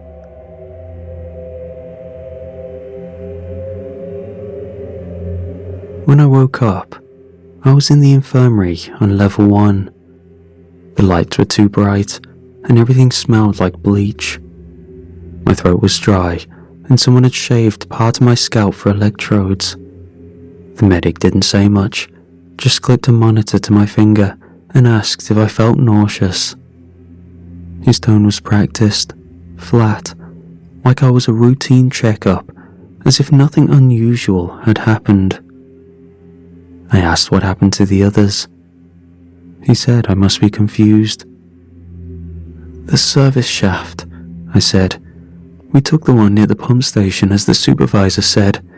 That was the way out." The medic didn't even look up, just said, "There were no orders given over the radio. That channel's been dead for days." I didn't say anything after that, just let him finish what he was doing. But I couldn't stop thinking about it. The calm in the voice that told us which way to go, the exact timing of the tremors, and the fact that the radio hadn't crackled or cut out like the others. How stupid we were to just follow the commands without question. They said I'd been unconscious for 5 days, long enough that they'd already processed my dismissal. I went home like nothing had happened. I followed their itinerary, boarded the plane, and tried not to think about what I'd seen. I didn't remember going through the terminal. I barely remember the flight. Everything between the infirmary and my front door felt dull, like I was moving through underwater. The next day, the deposit hit, and I received double hazard pay, as if that squared the books. I haven't slept through the night since. The dreams are always the same. That soft, flexing pressure of walls that breathe, the taste of metal and sick in the back of my throat. Sometimes I'm watching from above, other times I'm crawling. Since I returned, I've been waking up to find dirt under my fingernails, and I didn't know how it got there. Then mud on my slippers, and eventually there were calluses on my palms. It turns out I'm digging. Backyard mostly. Then it was the patch of dirt in the alley behind my apartment, and at one point I woke up in a drainage ditch, places I shouldn't have been. I don't remember walking out there, but I always wake up near a pit with raw and blooded hands and dirt packed tight under my nails. It was never the same hole. I called the guy who got me the job to ask him what the hell kind of thing he dragged me into and whether he was digging too. But his voice on the other end was flat, confused. He didn't sound tired or haunted like I was. "Oh, I never gave him your name," he said. "I meant to. I had your info pulled up and everything, but I got distracted and forgot. The job I was going to recommend was in Nevada. Warehouse gig, graveyard shift. But good pay. I swear, I never passed it on."